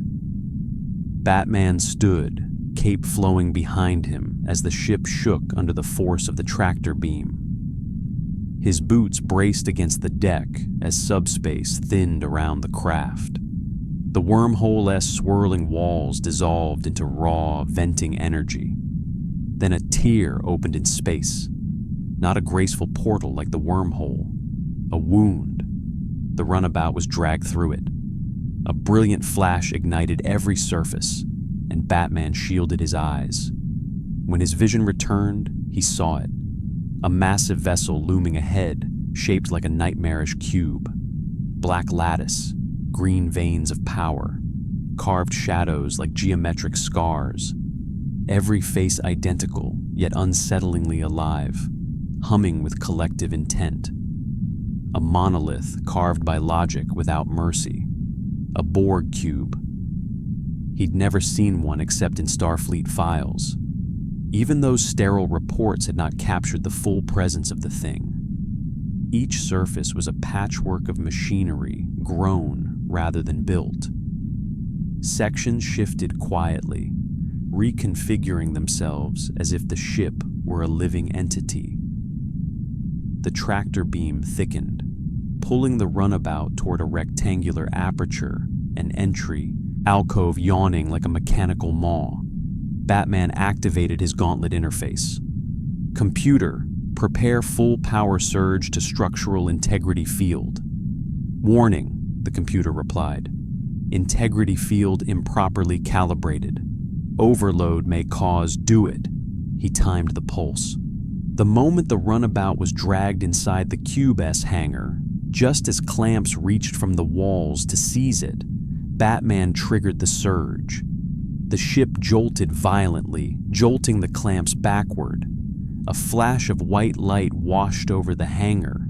It wasn't enough to escape, but it was enough to confuse the collective for a few seconds, which was all Batman needed. He ripped open the emergency gear locker, grabbing an environmental rebreather, EMP grenades, a tricorder, a portable field generator, and the Exosuit S auxiliary power pack. The exoframe hummed to full strength around him, servos locking, plating shifting. The runabout S hatch hissed as atmosphere drained. The Borg were coming.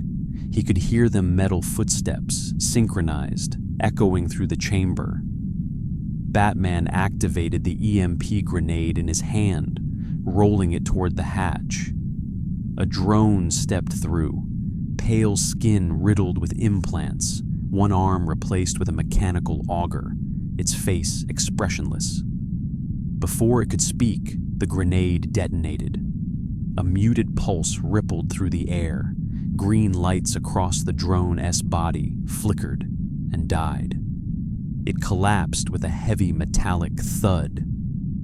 Batman moved, fast. He slipped out of the hatch before the collective could reroute, scanning the interior of the cube with a flick of his cowl sensors.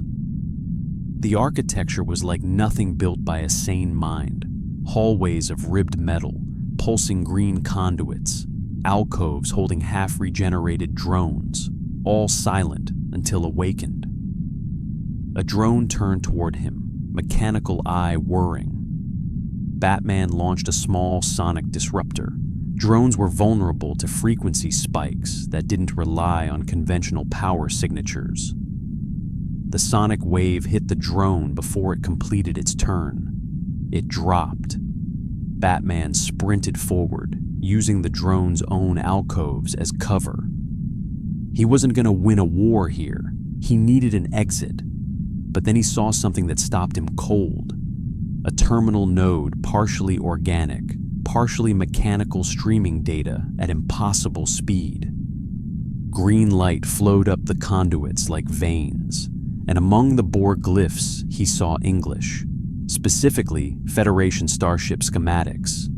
And then a humanoid figure flickered into the display, a face he recognized, Captain Benjamin Sisko. The Borg were analyzing Sisko's neural pattern, and not just Sisko. One after another, images appeared. Kira, Bashir, Worf, Odo, even the founder he helped cure. The cube was pulling data from Dominion War battle logs, cross-referencing them, running predictive models. They weren't just studying the Federation. They were studying everyone. Starfleet, the Dominion, the Founders, the Bajorans, Klingons, Cardassians, and now Bruce Wayne. His exosuit specs flashed across the display next. He had seconds before the collective realized he was interfacing with their systems. Batman inserted the tricorder S data spike into the terminal, scanning for any form of communication. The tricorder buzzed static, interference, then a faint channel. But it wasn't the Borg.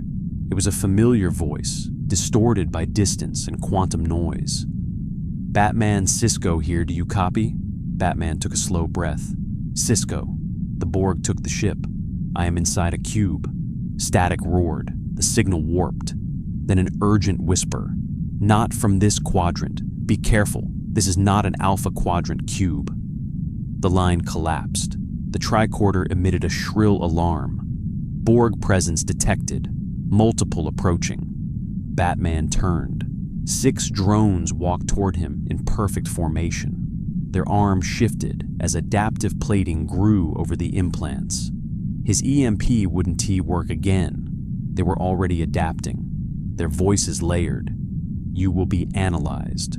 Your technology will be adapted. Your biological and technological distinctiveness will be added. Batman hurled 3 batarangs at the conduits overhead. They sliced through the glowing lines, and the hallway went dark for an instant. The drones faltered. He activated his exosuit S thrusters, blazing upward toward the ceiling panels. He tore one open and pulled himself inside, disappearing into the maintenance ducts. Below, the drones recalibrated. The chilling voice rose again. Resistance Batman crawled deeper into the ductwork. Is futile. But Batman didn't resist. Not yet. He planned. He learned. He adapted. Because if the Borg wanted to analyze the Dark Knight, they were about to study something they had never been built to understand. Batman moved through the narrow conduit like a blade slicing through dark veins. The metal vibrated beneath him, soft at first, then stronger, pulsing in rhythm with the cube's mechanical heartbeat. The Borg didn't build ships, they grew ecosystems. Everything here was alive, humming, watching. He paused at a cross junction. Beneath him, several Borg moved in formation, their metallic footfalls echoing. Their internal comms created a soft chorus, no words, only electrical intentions, alerts, updates, tactical reevaluations. They knew he was inside. They just didn't know where. Batman triggered a silent scan through his cowl, mapping the cube structure. It was like trying to decode a nightmare. Levels shifted, corridors reconfigured, new alcoves unfolded like blooming metal flowers. And deep in the center, a pulsing node the size of a shuttle. The vinculum, the heart of the Collective S local mind. Not the queen this cube didn't have one, but the hub linking all drones aboard. Take it out, and the cube would stagger. Not fall, but slow. Batman didn't have firepower to destroy it, but he could disrupt it, create enough chaos to move unseen. He crawled deeper, following the tremors in the hull as the Borg adjusted systems to adapt to his earlier EMP attack. His exosuit registered fluctuating power signatures. Several deck plates beneath him shifted shape, forming new walkways. Every sound was dangerous. Then the duct split open into a massive chamber. Batman looked down through the grate.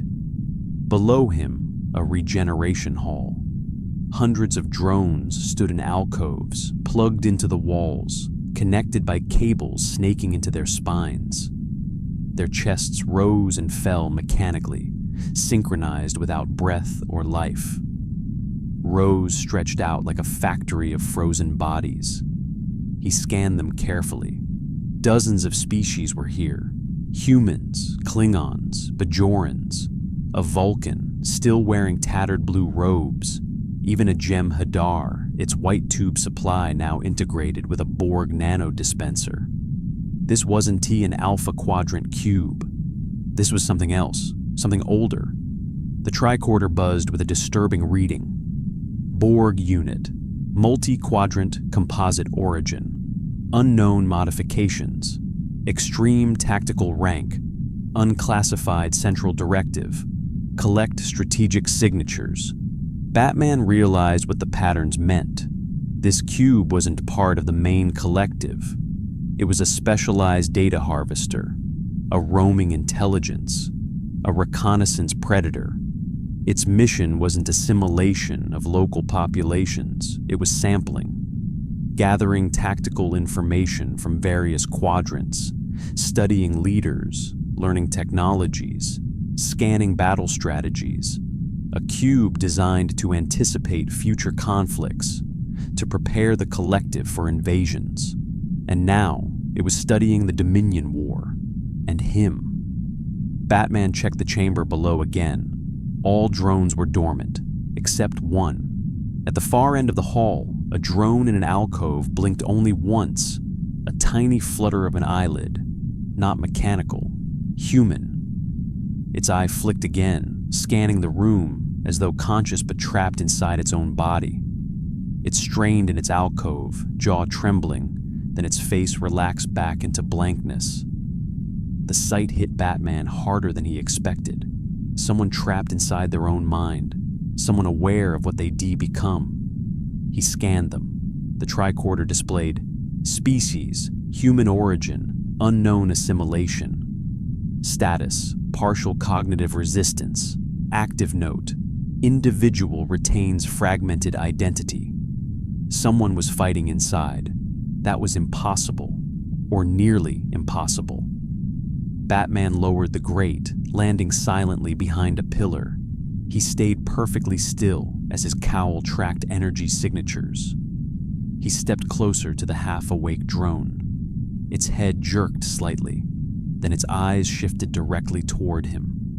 Not the Borg infrared lens, its human eye, the left one. Please, it whispered, voice shaking through its mechanical augment.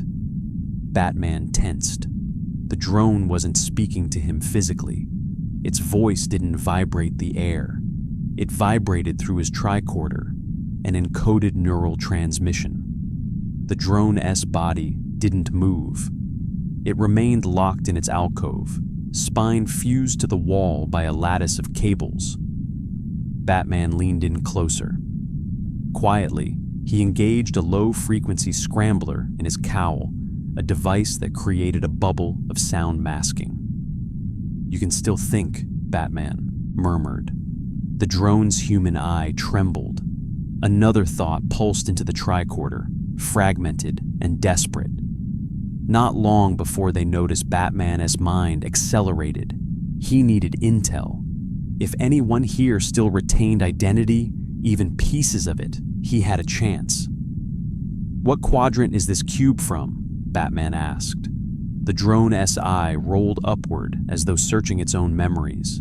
A distorted pulse translated, not Delta, not Alpha, drifted through anomalies harvesting Batman processed that instantly. This cube wasn't tied to a single sector. It drifted across space-time anomalies, wormholes, rifts, temporal fractures feeding its data back to the larger collective. A rogue scout? A sleeper agent? A probe designed to learn civilizations before they made first contact with the Borg? He asked. Have they scanned Deep Space Nine? The drone's chin jerked. Yes, Sisko, Odo, Klingons, Cardassians all logged. Batman felt a cold knot form in his stomach. The Borg now had battle data from the Dominion War tactical patterns, ship strategies, weapons performance. They could extrapolate entire invasion models.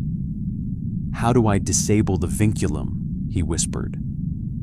The drone-S body twitched violently, and its mechanical eye flared green. Its human eye widened in terror. Careful came the weak pulse. They were listening, then its human eye dimmed. Its head snapped forward into full assimilation posture. Its voice layered with the collective S-tone. "You will be analyzed." Batman lunged back into the shadows as the drone-S alcove powered up. Across the regeneration hall, other drones flickered with awareness, one here, one there, turning their heads fractionally, listening. Something in the cube's central mind had shifted. They sensed him. Batman activated the exosuit's stealth plating. The sound dampening reduced him to a whisper. He retreated into the conduit he'd torn open earlier.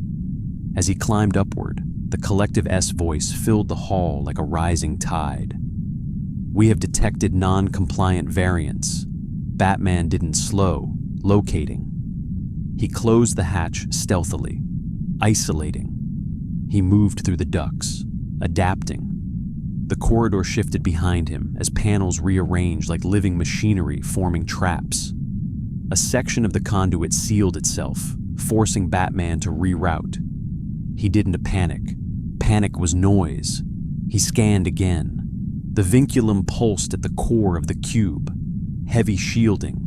Dozens of drones stationed near it. He couldn't fight his way through.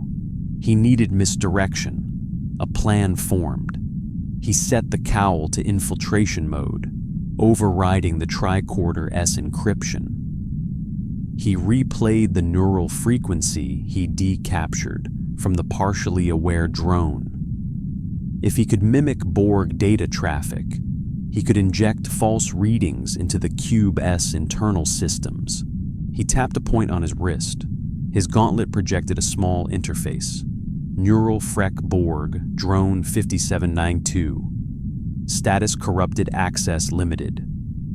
He began forging a data packet, running it through analog scramblers, filtering out human neural signatures. His goal wasn't to fool the collective. It was to confuse them. A low-level scramble, a ghost signal, a phantom drone giving contradictory reports. He injected it into the nearest conduit. Instantly, the drones below reacted. We detect interference. Incorrect data signal, inconsistent. Reevaluating the Cube S architecture flickered. Batman used the moment to drop down through a reconnecting passage into a secondary maintenance corridor, unguarded for the moment. He landed silently. Ahead lay a junction of thick conduits feeding into the vinculum chamber. He approached cautiously. He didn't intend to destroy the vinculum. He intended to hijack it. Mechanical footsteps echoed behind him. Drones moving in formation. Batman knelt and opened the auxiliary port on his gauntlet. The Exosuit S neural dampener hummed. He connected the tricorder S feed into the vinculum S subconduit. Instantly, his HUD flooded with raw data. He felt sick for a moment. This was the mind of the cube. Thousands of voices, billions of commands, a web of logic that could crush a civilization. Then he found it. A vulnerability, not a weakness, a habit. The cube constantly reorganized its own memory matrix, a self-correcting system. But if he timed it, he could make the cube forget him, not permanently, just for minutes. Minutes were enough to escape. Batman S fingers danced over the interface. Behind him, drones approached. Footsteps grew louder. He injected his command. A pulse rippled through the vinculum conduit. For a second, every drone in the corridor froze mid-step. Their green implants flickered. Identity fragment detected, recalculating, removing corrupted data. Batman didn't wait for a second chance. He sprinted through the corridor, turning left, scaling the far wall, grabbing a crossbeam overhead. The drones turned to pursue, but then turned away, continuing down the hall as though they had momentarily forgotten he existed. The hack worked, temporarily. He climbed deeper into the cube. At last, he reached a secondary hangar, smaller than the one he'd crashed into. Only a few maintenance drones, no heavy guards, and at its center, a sleek Borg probe sphere. Small, fast, built for reconnaissance. Its hatch was open while drones finished maintenance. Batman analyzed the Sphere S systems. He didn't want to steal it. It would expose him to assimilation through neural interface, but he could hijack the external thrusters. He moved silently toward the hull. He attached one EMP grenade to a key junction beneath the Sphere S stabilizer. Another he lodged inside a control manifold. If timed perfectly, he could cause a venting explosion powerful enough to destabilize the Cube S internal hangar field. Just enough to create an opening. He heard drones approaching. Time was up. Batman slid behind the probe sphere, out of view. The drones entered the hangar, scanning. He pressed the detonator. The grenades went off with twin pulses silent to the ear, deafening to the cube. The hangar field flickered. Metal shrieked. A shockwave rolled through the chamber. The drones collapsed. Batman sprinted to the emergency hatch. The graviton plating over the hangar mouth sputtered, then went dark for 2 seconds. 2 seconds was a lifetime. Batman dove into vacuum. His exosuit S thrusters flared, firing him away from the cube S surface. The Borg did not scream. They did not roar. They simply spoke. "We have located the anomaly." Batman did not look back. He engaged the emergency beacon on his belt, the Federation pattern enhancer O'Brien had given him. A bright column of transporter energy shot through space. The Borg reached for him, and the world dissolved into stars. Batman stood at the darkened viewport of the abandoned research facility, staring into the swirling vortex the prophets had opened. The antimatter-laced storms around the ancient structure pulsed with cold light. He could still feel the vibration of the psychic echo left by the Borg Collective's dying scream, still hear the flicker of their fractured voices collapsing into silence. The threat was gone, the nanovirus neutralized, the last cube drifting powerless in the wake of a dying star. But he did not feel triumph, only vigilance, only the familiar weight that never left him. Behind him, Sisko approached quietly. Cardassia, the Dominion, even the cries of the galaxy seemed impossibly distant out here in the void. Only the station and the anomaly mattered now. Sisko said in a low voice that carried the gravity of a man speaking to an equal, "The prophets were clear. This corridor is unstable. We can't keep it open for long. Once you go through, we want to be able to retrieve you." Batman didn't turn around. "Home is on the other side," he said quietly, but it sounded less like longing and more like a final tactical conclusion. "And I've done everything here I can." Sisko stepped beside him, facing the flickering aperture that spiraled with white-blue fire. "You didn't just help us. You changed us. You changed the course of the war. You saved entire fleets. And you confronted the Borg with nothing but your will and your mind." A faint smile touched his lips. "You were leaving the Alpha Quadrant safer than you found it."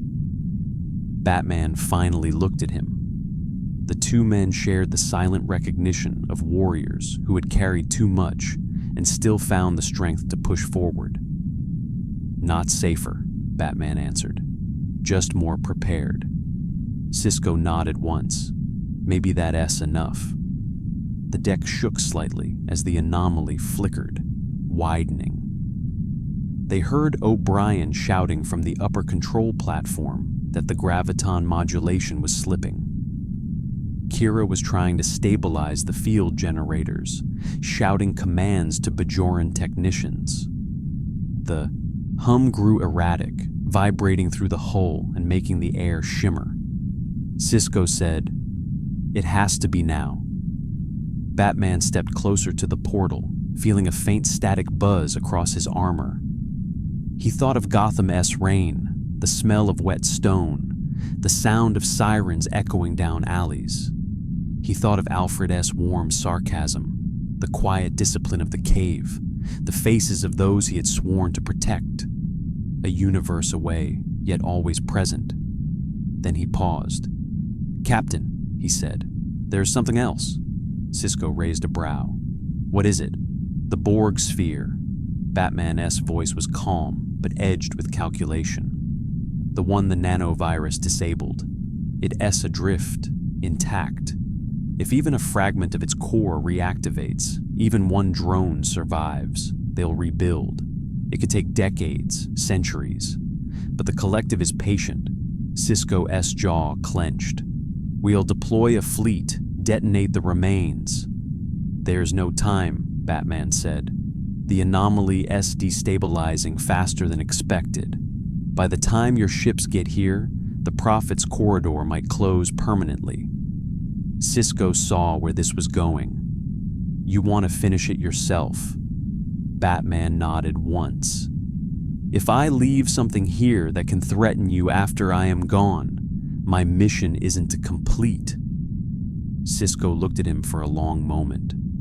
Then he said quietly, "You are one of us, you know, whether you admit it or not."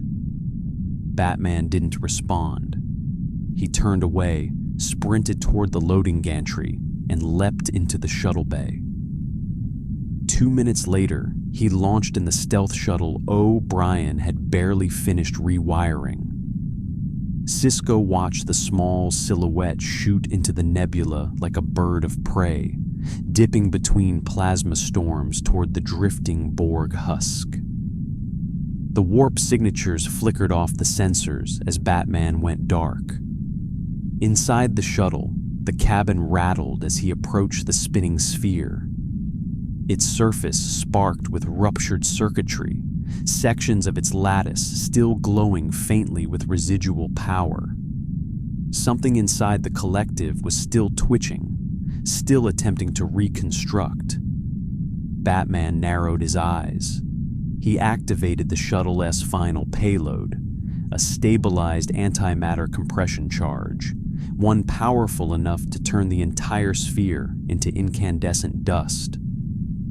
He guided the shuttle in close, docking clamps engaging with the Husk's fractured armor. He stepped out into the cold metal corridor, exosuit sealed, the quiet hiss of pressure equalization echoing through the dead ship. Green emergency lines flickered sporadically along the walls. The corridors felt like tombs carved out of nightmares. He reached the central core chamber and planted the device. The antimatter casing pulsed with blue light, syncing its countdown with his gauntlet link. He turned to leave. Then a voice, not a voice from outside, a voice from nowhere, a voice from every direction. Batman. He froze. The collective was gone, its mind dissolved. But something remained. A dying echo, a partial consciousness that clung to the wreckage like a shade. "You resisted. You are not like the others." Batman didn't answer. He walked down the corridor, boots echoing hollowly. "You are alone. You seek order. You impose it. We would have perfected you." Batman's jaw tightened beneath the cowl. "You don't understand anything about me." A ripple in the broken circuitry made a whisper of static twist like a sigh. "Understanding is irrelevant. Purpose is inevitable." The deck shuddered. A drone, half melted, dragged itself from a wall recess, sparking and staggering. Its voice was a ragged chorus of broken signals. "We adapt." It reached toward him, a twitching fusion of burned polymer and shattered implants. Batman stepped forward without hesitation. "No, you end here." He struck a single blow. The drone collapsed like a puppet whose strings had been severed. The last echo of the collective faded to nothing. He returned to the shuttle, launched, and accelerated away at maximum impulse. The sphere receded into the distance. Through the canopy, he watched the antimatter device ignite. The explosion was silent in the vacuum, but vast, expanding in a fiery blossom that lit the nebula like a new star. When the light faded, the sphere was gone. All of it, every remnant, turned to dust, drifting into the stellar winds. The shuttle turned, engines roaring softly, heading back toward the anomaly, back toward the gateway home. On DS9's tactical screen, O'Brien shouted that Batman's shuttle had reappeared. Kira confirmed his vector. Dax stabilized the graviton pulse one last time. The vortex opened wide enough for a single craft. The shuttle slowed as it approached the shimmering aperture. Batman's face was calm, unreadable, focused solely on what lay ahead. He activated the Shuttle-S autopilot, guiding it into the heart of the storm. Sisko's voice came through the comm. "Batman, whatever happens on the other side, thank you." Batman allowed a rare warmth into his voice. "Take care of your people and your universe," Sisko responded. "And you take care of yours. The galaxy owes you more than you know."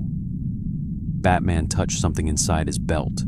The gleaming comm badge Sisko had given him during their final debrief. A symbol of trust, a signal that crossed universes. He fastened it securely. Then he guided the shuttle into the maelstrom. Light enveloped him. His vision blurred. Reality twisted, pulling in every direction. He felt the universe folding around him like a map closing shut. Stars streaked past in impossible spirals. His body felt weightless, grounded, infinite, constrained, liberated all at once. Then darkness, then impact, then rain. He opened his eyes. He was kneeling on wet concrete. The smell of Gotham hit him like a forgotten perfume. Engine smoke, wet pavement, distant rot, sirens, and the relentless press of a city that never slept. Lightning cracked overhead, illuminating the spires of skyscrapers that felt like home in a way no other world ever could. He rose slowly, cape dripping, suit scorched but intact. A voice behind him cut through the downpour. "Batman?" He turned. Commissioner Gordon stood under the bat signal, its beam carving a blazing circle into the storm clouds. Gordon stared at him, eyes wide, as if he sensed something different in the silhouette he'd known for decades. "You ready?" Gordon asked softly, almost reverently. The dark night spread his cape, the gargoyles around him lit by lightning flashes. Always. He dove into the storm, gliding between skyscrapers, merging once more with the shadows of the city he belonged to. But tucked deep in his belt, hidden beneath armored plating, a small Federation comm badge shimmered with faint starlight. A relic of another life. A promise from another universe. A reminder that somewhere, on a distant station orbiting a distant world, a man named Benjamin Sisko once said to him, "If you ever need us again, open a channel." As he soared over the city, Batman's hand brushed the badge, just once, and he allowed himself the smallest, rarest smile.